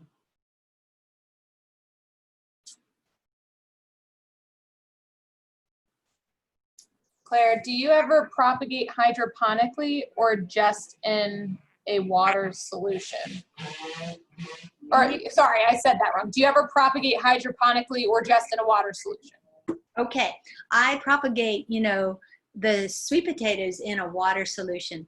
I'm not set up for hydroponics whatsoever, and you'll see and hear my bias. I am just so in love with the soil and what it can offer us. I personally and professionally stay away from hydroponics, but I'm open-minded. If someone wants to give me some information that can change my mind, I would love that. My limited knowledge at this point just has shown me there's a lot of inputs, and most of those are synthetic inputs, like the fertilizers. But please know I'm open-minded and I'm open to a discussion on that. So no hydroponics at Quiet Creek at this time. So those are all the questions I'm seeing right now, Claire. Okay, good. Well, how do you all feel? I'm thinking I have 2:45. Let me just go through a few of these plants, and then I'd like you to get into your breakout sessions to do a little bit of discussion. It's great. The questions are good, and I know how valuable that is. So why don't we let's take 5 more minutes, because it's been a long time, and you're sitting here listening to me, and I'm looking out my window and I see a Baltimore Oriole. You probably need a break like the Baltimore Oriole. He's flying around. He's getting a little bit of orange juice off of my bird area. So why don't we let's talk about 2 more herbs specifically, and then let's break into our breakouts to let you have a bathroom break, water break, and then get to know each other. Sound good? Okay, so what I have here is chocolate mint. And what I have done is at the top, you see, I have how to propagate chocolate mint in the upper right-hand corner. We can divide that. So we get in there with a trowel and we just start ripping the roots apart. And each one where we rip the roots apart or cut them gently, we can have a new plant.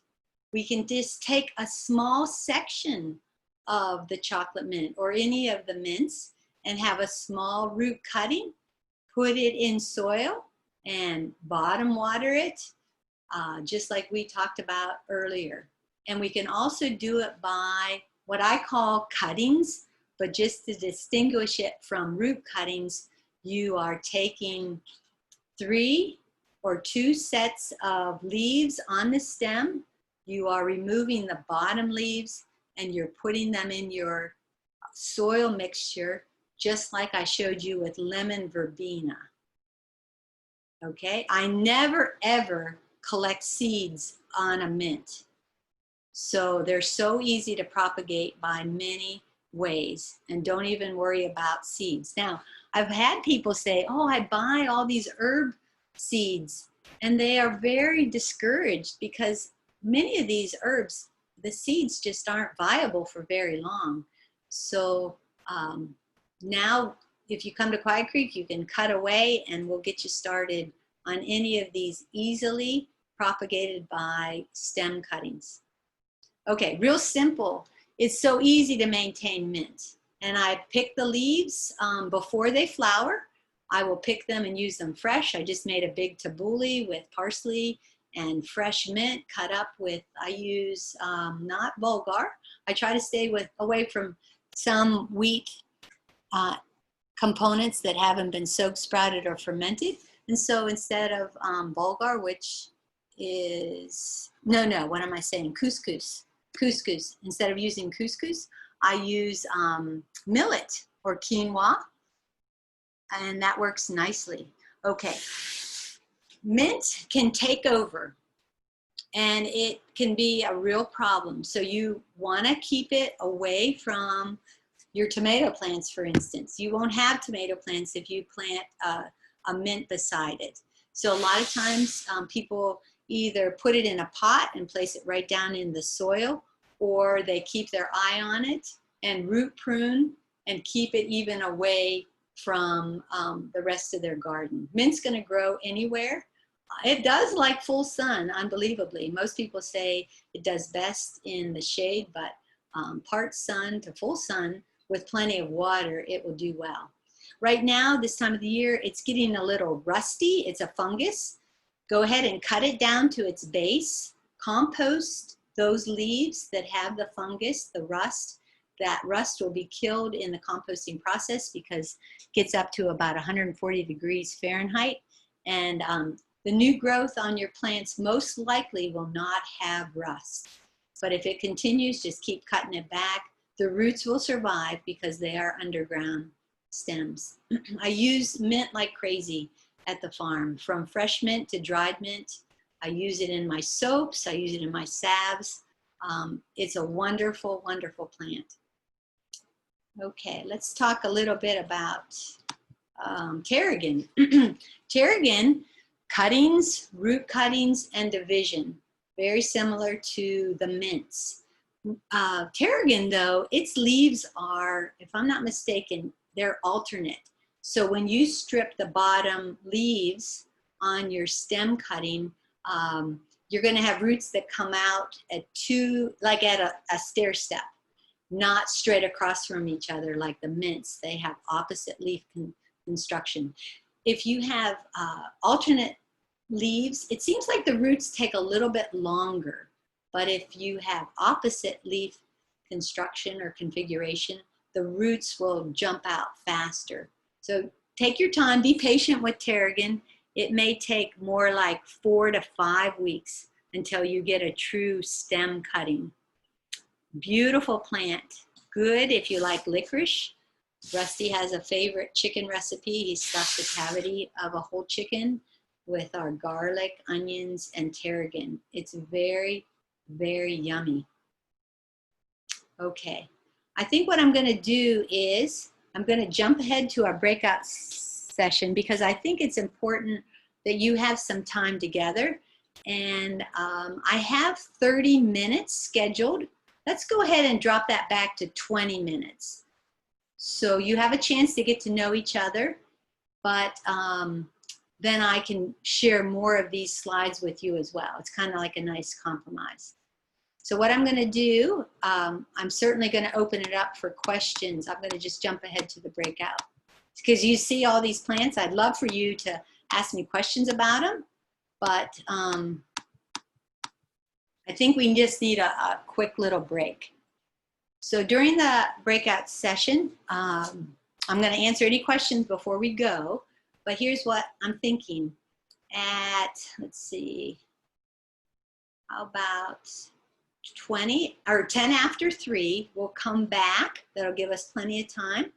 What I'd like to do, someone step up and introduce yourselves into your breakout sessions. Dory's going to put you into random groups. You may or may not know your audience members. Since we're studying propagation, if anyone has a name with a P in it anywhere. I know Deborah Lipsche, Lipchey. I saw you definitely will be one of our leaders in the group because you have a P in your last name.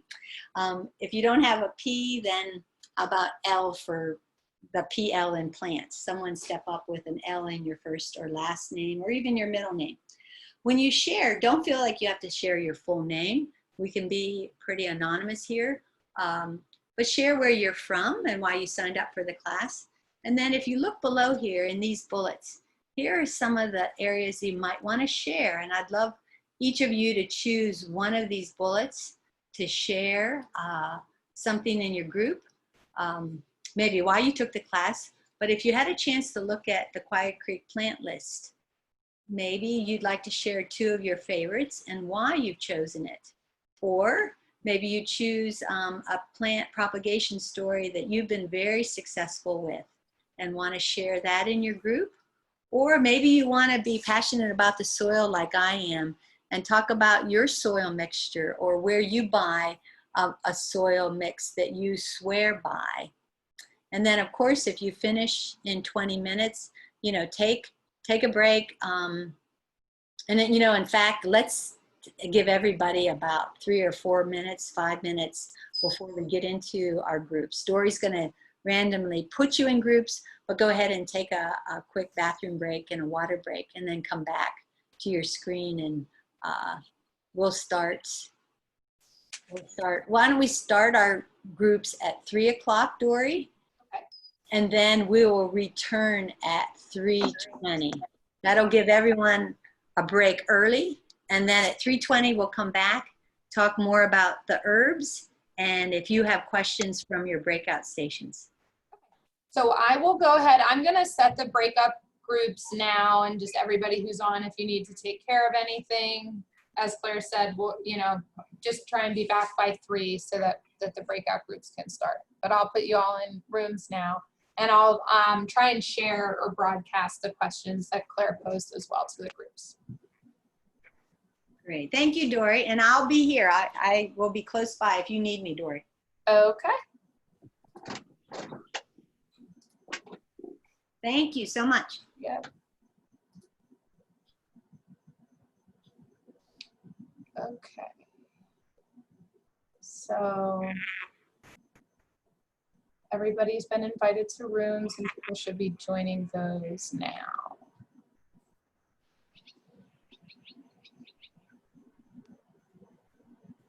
To you. Okay, thank you, Dory, and thank you to all. I hope you had a great discussion within your groups, and my plan is to, Dory is definitely she's shared this PowerPoint with you, so I'm gonna try to move into some of the questions that are outstanding and really show you how to winter these plants successfully. So there's lots of text on all of these slides, but let me just move on. Lavender, we already talked about. We could propagate this one by stem cuttings and by layering. Let's jump, and this is a hardy perennial. The Hidcote or the Munstead and Phenomenal are all hardy perennials here in Western Pennsylvania. Thyme, a hardy evergreen perennial. We can propagate, we already discussed that. We did the Pennsylvania Dutch tea thyme. But let's jump into some of these that are tender perennials so you feel really comfortable. They are a little bit more maintenance, only because we can't winter them into the ground. But I want you to know, all of you, even me, who doesn't focus on house plants whatsoever, can be successful with African blue basil. You can be successful with rosemary, wintering it. I just want to go through stevia, the wonderful sweet plant in the green form. It's 13 times sweeter than sugar. You can be successful wintering lemon verbena and lemongrass, okay? And the way you do that is the holiday method. Most of your plants you leave in the ground because they are hardy perennials. But those last 5, I believe, that I just went through very quickly, here's what you're going to want to do to be successful. So you have mother plants come spring to be able to clone from in stem cuttings. Definitely, this is the best way to propagate the plants, through the stem cuttings. I talk about the holiday method because a lot of our holidays that are here in the United States, I don't want to be egocentric, not everybody celebrates Labor Day, but we certainly do here in the United States. So let's start with the holiday, US holiday method for keeping these tender perennials available for you to sustain your propagation of planting. Okay, come Labor Day, at least here in northwestern Pennsylvania, there's a chance for our late frost. We will have frost up until June 1st here. So I have a short growing season, but I really make the most out of June, July, and August. In around September, I'm really starting to watch the frost temperatures. at night. If I have a chance of frost, I'm going to dig up all of those tender perennials that I just mentioned.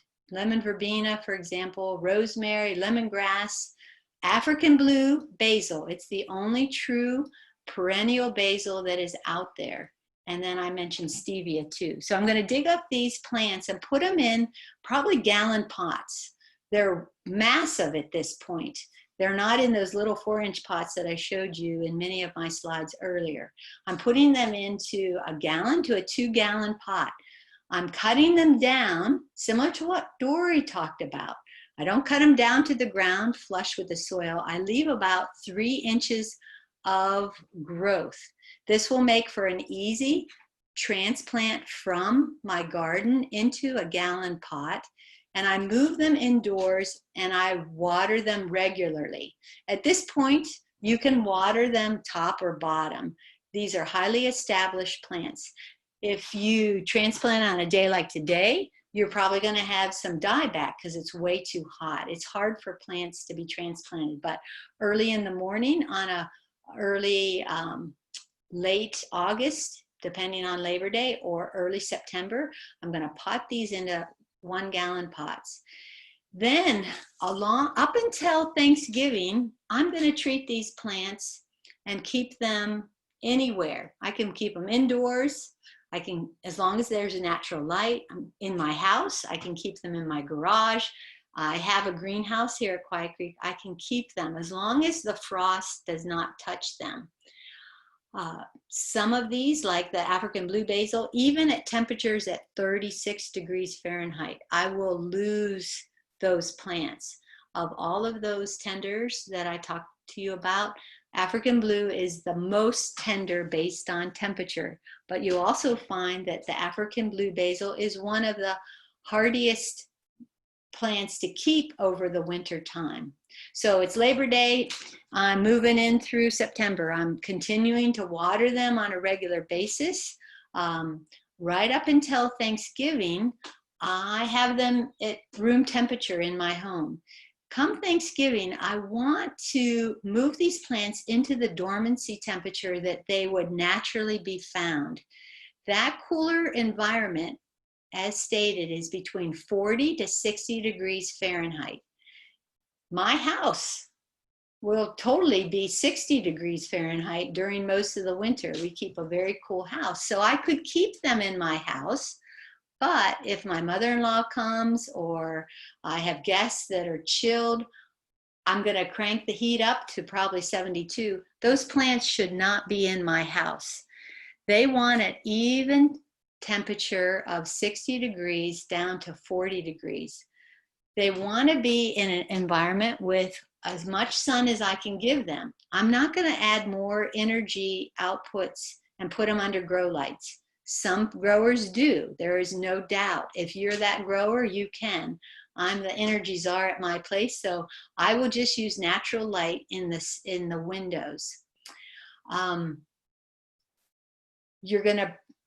You probably already pruned them back to 1/3 as it states here. And now I'm going to really slow down the watering period. I'm actually going to slow down as much as maybe just watering on the major holidays. Now, if they're in smaller than a gallon pot, you're going to lose them by watering them. So definitely a big pot is important. There's lots of soil moisture, and if your temperature is between 40 and 60, that soil moisture will not evaporate. So come Thanksgiving, in this cooler region, or maybe I put them in this region before Thanksgiving and it's now just dropped down to this temperature. Make your life easy, move them just once.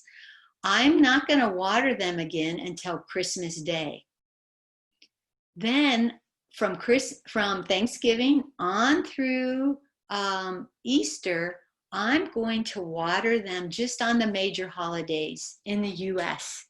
So I'm having Christmas Day. And then, okay, we do have a holiday just a week later, New Year's Day. I'll water them New Year's Day.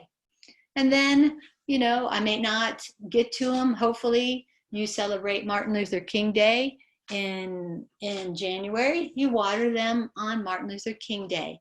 you water them again, maybe Valentine's Day. What I'm trying to share with you, it's kind of sporadic. It's probably 2 to 3, maybe even 4 weeks in between.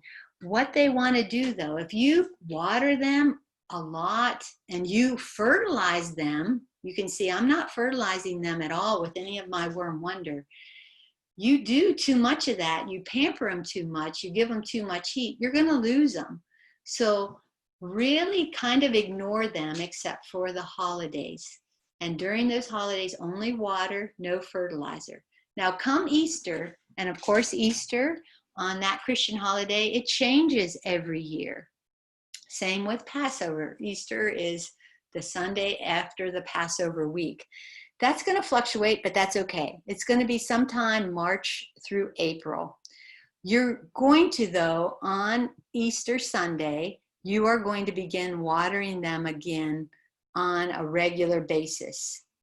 And if you need to, you can acclimate them to higher temperatures, but most likely you don't move them, but they're just naturally going to warm up during that period of time. Of course, there's longer days and more sunlight, so they'll get more natural light, and they're going to start to perk up on their own. They will photosynthesize during that time. In most cases, definitely the rosemary will, and the African blue basil. They may lose a few of the needles or their leaves, but they will still look like plants that you had earlier. Now, the stevia and the lemon verbena, they may drop their leaves completely, but remember, they're perennials. Even if you drop the leaves, continue to water on this holiday method, and you'll get new growth coming out from the roots. They are herbaceous perennials. They'll probably drop their leaves, and you may think you have dead plants, but hang on, they probably will come back and be fine, just like every herbaceous perennial. So then, what did I say here? Hopefully not on the 4th of July.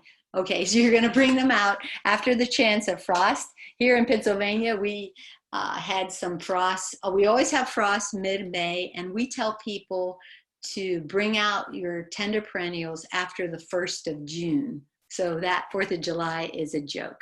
Most likely, you can bring them out, you can put them back in your garden, and then those last couple of months before the first frost of the year, you can begin your propagating by cuttings and have these plants available for that sustaining technique, and then put them back in your garden and cut from them. Enjoy all the health and wellness that they offer you. Okay. Claire, we have a few questions. Yes, please. The first is actually about sweet potatoes. Can you just do a quick reminder on propagating sweet potatoes? Oh yeah, the timeline? Yeah. Great. We harvest sweet potatoes before the second frost. So we're talking, September, October here in northwestern Pennsylvania. We harvest those. We bring them into our basement and let them cure in the basement. Remember, we're sequestering the biggest ones. They stay in the basement all winter long. And then come middle of March, we take those bigger ones, we place them in soil, halfway covered with soil, and bottom water them. Then they produce slips or stems, if you will, and we snip those slips off at 3 inches of growth and put those slips in water and let them root for about 2 weeks. Then come end of May or early June, depending if you plant in a high tunnel, you might get away from that first frost date and plant them right into your soil. Great, thanks. Sure. Another question about rosemary and problems with spider mites. Is that too much heat, or any other insights about spider mites and rosemary? And then another question about overwintering geraniums. Yes, let's talk about spider mites. I think truly it is a heat thing. If you put your rosemary, you know, between 40 to 50 degrees, I don't think the spiders are going to, those insects, or if they are true arachnids, are going to be active. I think that's perfect. And sometimes you're going to get aphids, but once again, it has a lot to do with heat. So in the winter time, if you can keep it lower, I know 40 degrees is a pretty cold garage, but as long as you have windows, I would put them in a 40-degree garage, and you're going to reduce the pests, and you're going to reduce losing your plants for sure. And the second part of the question was? About overwintering geraniums. Oh, geraniums. Yeah. My mother-in-law has no problem with geraniums. She actually puts them on her windowsill she keeps her house at 75 degrees Fahrenheit. So I want you to know they will do well. I also think I've heard people say they take their geraniums and put them in the basement. There may be a little bit of natural light and it's above freezing, and they may just put the roots in a kind of a sandy soil. I wish I had more experience on that. I don't. I'll just leave it at that. Okay, I wanted to answer the questions about seed collection because, oh my goodness, this is so enjoyable. It's relaxing and it's incredibly rewarding to propagate by seeds. And it's so much more exciting to have your own seeds that you winter each year, and then come spring, you bring those seeds out. But I also want to share with you, before we go into seed collection, any of these next slides, you don't even have to store your seeds. I don't know if you have a busy schedule. I kind of have one, and I'm always looking at time management as a key to sanity. So for instance, like these Johnny jump ups, they're just about done in the garden, which is pretty good for May 20th. They like to come up really early in the spring, mid-April, and as long as you have enough moisture, they will continue to grow. The Johnny jump ups, it's just a miniature pansy. It's in the Viola genus. And so every time this flower dries up, if you look closely, you get this little tri-starred seed pod. You open it up and it's full of seeds. You can cut these off, or you can just take that little seed pod and sprinkle it around where you want these Johnny jump ups next year. If you do decide to save the seed, make sure the seed is completely dry. You can let the plant do that, but you may drop seed from the plant if you let it dry completely on the stem. I snip them off when they are halfway dried. I know that's kind of a vague thing. They haven't dropped out, but the little seed pod is opened up. I take those and I put them in a clean jar or a clean bucket, but I never cap it. I place it in a dry, warm area and let them dry completely. At Quiet Creek, we have an herb closet, which I'm going to show you here in a few moments. But just, you can put them anywhere as long as the moisture doesn't get to them directly by precipitation. Then once, you'll be able to tell, you'll feel. And like my grandfather Leroy, he placed all of his seeds either in brown paper envelopes, or he kept them in glass jars. I've kept a lot of seeds, so I actually use like the gallon or the quart jars to save my seeds for the next year. But I will definitely sprinkle them ahead of time in the summer or in the fall where I know I want them to grow again. But I'll save seed for propagation for plants who come to the farm to enjoy them. So Johnny jump ups do very well by seed collection. Borage, a wonderful edible plant, lovely to put on salads, full of omega vitamins, omega oils, really good for you. These seeds are lovely. You can save them by that technique. Calendula, what we saw in one of our first slides in our talk today. And here's what I do with calendula. Calendula will give you 14 cuttings of flowers if you continue to cut the flower and dry them. I use calendula as an edible flower in my poultry shake, and I also use it in the healing salve with the comfrey root that we talked about earlier. Keeping these plants deadheaded, if you will, that means just cutting the flowers off before they go into seed. The plant is so smart. It's like, come on, I want to propagate. I want to reproduce. And if you keep cutting the flowers off, they're forgiving. They know this is part of the game. They're providing you all kinds of nutrition and beauty, but at the very end of the season, let them go to full seed, that they dry right on the plant. Save that seed like you saw in my earlier slide. Make sure it's dried before you would cap the glass jar. And then they can be just kept at room temperature, and you don't have to worry about freezing them. None of those seeds that I actually collect for seed propagation, none of them do I have to freeze. So these are all pretty simple. Now I know there's lots more information about seed collection and processing the seeds the proper way. These are the ones that I do with very minimal effort. I also save the nasturtium. Nasturtium does very well, but before you let all the seed dry, collect the seed when it's still in its green form. And they're pretty big seeds if you've ever had a chance. And Rusty now pickles these seeds, and they're like capers.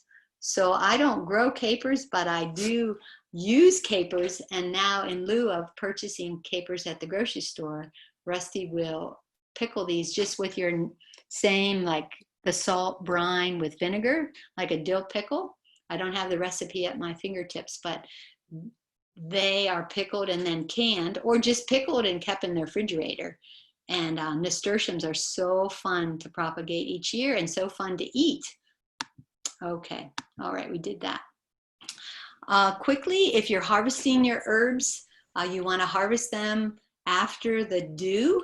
And most of these herbs that we're talking about would be stems or flowers. In other words, if you are harvesting them fresh and you're going to use them fresh in your garden, it's okay to have a little bit of dew. And being organic regenerative growers, I do not wash these herbs or these flowers. I use them right into my garden because that's the benefit. All kinds of good beneficial bacteria. The lactobacillus is in our air. It's what I use to make my sourdough starter. And whole foods, that's how our food used to give us the probiotics. Taking an apple right off the apple tree and eating it. Maybe you shine it up, but too much washing will deteriorate not only the mineral value, not the nutritional value. You're still going to have your carbohydrates, proteins, and fats present, but you certainly are going to diminish the vitamin content. So if you're okay with that, and I know we're in a pandemic era, but I just go right out and I pick and I eat right from my garden. And I send my kids and all my students to do the same thing. All right. Some of us will process our herbs by freezing them. I talked a lot about drying them. I do more drying than freezing. So let me show you some techniques that I use, but they can be replicated in your homestead as well. One of the easiest way to dry your herbs after the dew has lifted, they are now dry, but it's not hot in the afternoon. The essential oils have not evaporated, some of them, out of the plants. So between 10 a.m. and 12 noon here in Western Pennsylvania, we'll harvest our flowers and our leaves. And what I do, I usually keep things on their stem. I like to do that for a number of reasons. Most of these herbs, I use both the flower and the leaves, and the stem will help kind of keep them intact. And simply using a brown paper bag, and between 70 to 105 degrees Fahrenheit, your herbs will dry with the essential oils present, plus all the vitamins that may be heat sensitive. If you go over 105 degrees, you're probably going to have a nice dried herb, but it will be void of the medicine and the nutritional and the culinary benefits that you seek out in these plants. So could be in your attic if it doesn't get above 105 degrees, or you might rig up what here, like I said, there are no secrets at Quiet Creek, like this herb dryer. We pipe in heat from our outdoor wood burner using local wood, and we use this herb dryer for inoculating our yogurt. You can see on one of the shelves, there's a batch of yogurt with the raw milk that we purchased from a local raw milk dairy. You can see, I think at the top are red clover, and there's a block of herbal soap that's just drying in there. It doesn't have to be in there. And then at the bottom, I think I have calendula flowers. So if you have your own dehydrator at home, or you use an oven, check the thermostat or put a thermometer in, measure that it doesn't go above 105 degrees Fahrenheit. Many people ask me about a microwave. I don't own a microwave. I don't recommend a microwave for drying herbs, nor do I recommend a microwave for anything besides like heating up the water or something that has a short period of time. I know with certain proteins, a microwave can change the chemical composition. And this information comes from Nourishing Traditions, Sally Fallon's book. We can talk more about that later if you're interested. Okay, storing the herbs, definitely glass jars, if at all possible. Plastic will make some changes. So barter with your local sandwich shop or go to some garage sales. Quart jars are fine, but label, label, label. My husband is so easygoing, but one time he was pretty mad at me because I had probably 100 jars and none of them were labeled. And of course, 23 years ago, I didn't know what was in each of these jars. And I learned from my husband's anger that it's important to label, not only for his benefit, but for mine too. And it makes it a lot easier. We have so many apprentices that come. But behind closed doors, if you don't have the brown amber bottles, and glass is definitely the best. Okay, then we just put them in this closet. This is our medicine cabinet. Yours will be so similar. You might not have as many herbs, but and as many big bottles, but your closet will look just like this closet. Now we use the herbs fresh, like you can see, earthen oven pizzas, African blue basil, sweet basil, our fresh garlic, our own mozzarella cheese, and definitely sprouted wheat bread. We use these herbs all the time, and we love, love to share. So a pesto pizza right out of the earthen oven is one of the best ways to use your herbs. Okay, I think, Dory, we're right on schedule. Patty and Dory have put together a list of all of you as participants, and they're going to pull out 10 names now. I'm going to jot them down as well as she or they read those off. But what I want you to know, with these plants, they won't be able to be shipped. So I know some of you are from very far away, and maybe I can meet up with you. If your name is drawn and I can meet up with you like halfway somewhere, if I'm traveling west, north, south, or east, I will gladly get these plants to you. But what I want you to know is most likely all of you as winners will come to the farm to pick up your plants and your propagation cutting trays.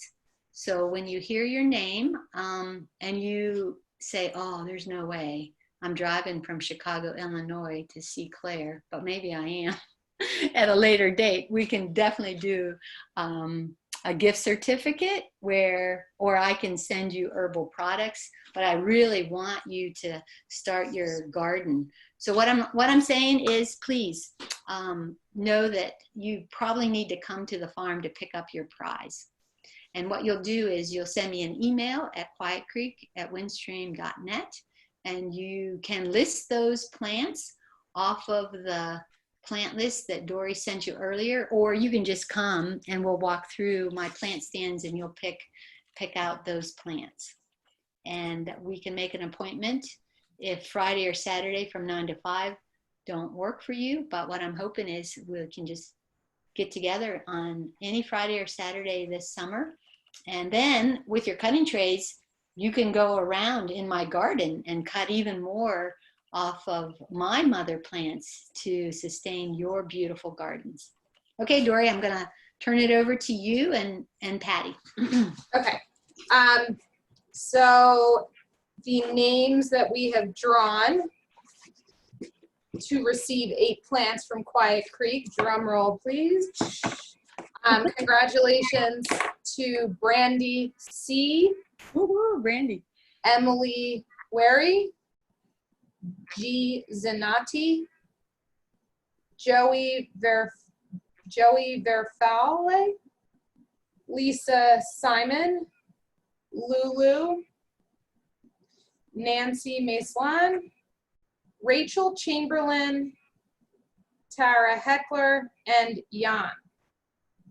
All right. So some of you are really lucky. I think maybe 3 or 4 of those were winners last time, Dory. Really? I know, you're just lucky. Lisa, let's see, Nancy, Tara, and didn't G Venati, am I saying that right? I think all of them. And Brandy, oh my goodness. Well, that's good. No, I'm saying I just want to congratulate all 10. And if any of you as 10 know that you can't come, let Dory know right now, and we can pick, another yeah, out of the hat. Nancy says, please, I'm too far away, pull another name. Okay, Nancy lives in Chicago. Ugh, got it. So congratulations to Rosie Everett. Oh, Rosie, okay. And Rosie, I think she lives really close to me. Okay, yes, so please, if you know you can't pick up, please just drop a note in the chat. Excited for next week's class. So we before we go, there were a few questions that we didn't get to that I can quickly go through. Let me just, I got to scroll up a little bit. We talked about sweet potatoes. The information will be sent out by email. So I will also send an evaluation follow-up. So please make sure to fill it out so we can continue to offer great programs. And it also helps with our funding so that we can keep them affordable and free. So another question, this was about overwintering plants. And you did cover this a little bit, but will the plant look dead during the time it's dormant? Yeah, depending on the plant. Rosemary, if it looks dead, and African blue basil, of the ones that I discussed, if those look dead during this period, you've lost them. But lemon verbena, stevia, and lemon verbena, stevia definitely can die back to their roots. They're herbaceous. They are not woody, and they will look dead. So don't throw them out. Lemongrass will definitely, it stays green and it looks like a grass, a tall grass. I know I went through those slides pretty quickly, but it will stay viable. But if it looks brown, then you've lost it. And then a question, can you just repeat when to start propagation? This is from Marianne. Marianne, I don't know, I'm sorry that we're getting to this a little late. I don't know if that was in reference to a particular plant, but just as I'm reading it now, it is a general, can you repeat when to start propagation? No, that's good. And I'm assuming it's seed and stem cuttings. I'm going to assume, Marianne, that's what you mean.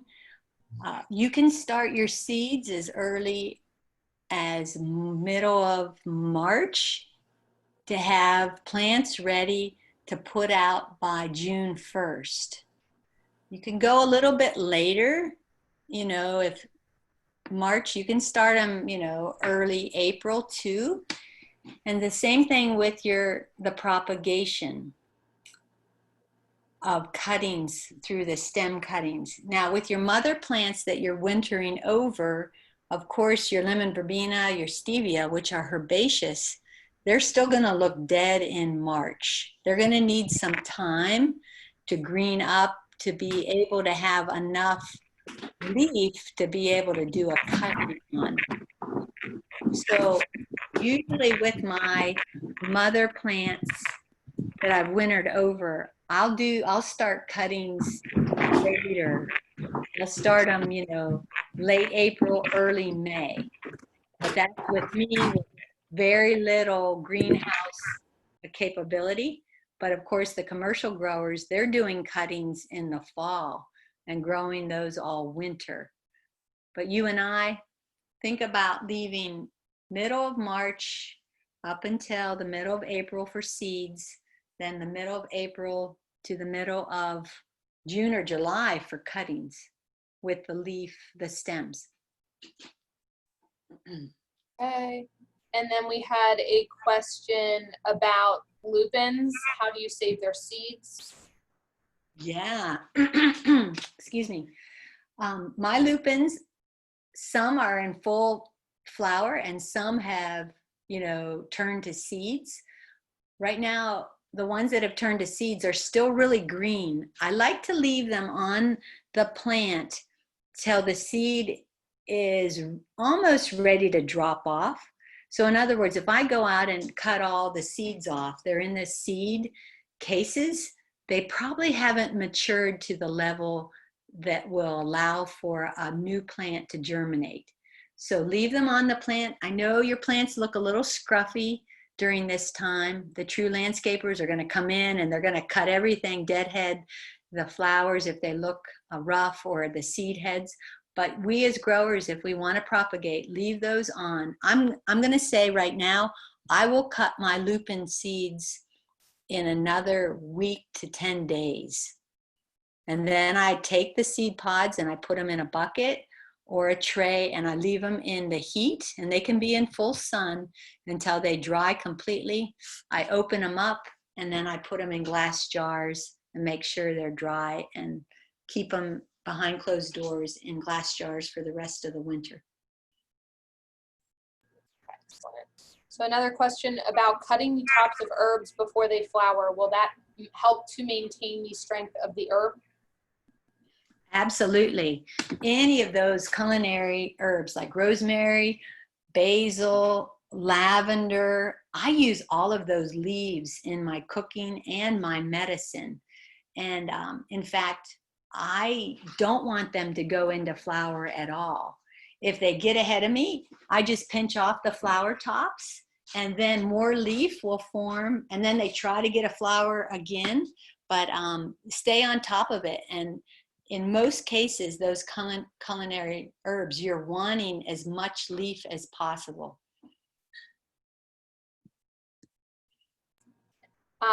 Claire, there's a question. It seems that the slides on drying were not part of the slide roll that I sent out. Is there a way that those can be shared? Oh, absolutely. I am sorry if that happened. Dory, what I'll do is this slideshow, I'll share it with you after today. And then you can, will you send it back out? Yeah, yep. I can send out an updated list, and I'll look and see if there's something that I missed when I translated it. I couldn't send, the file size was too big, so I could not send it as it was. So I'll look into it. Oh, okay. Thank you very much. Let me just see if I'm missing anything from up top. Many thanks for the workshop. Future classes will be accessed via Zoom. So next week's class is also online. All of PA-WAgN's programs through the end of June were moved online because due to guidance from our parent organization, Penn State. How long can you store seeds and still have them grow? Depends on the seed. Great question. And Nancy, my cousin, will appreciate this one.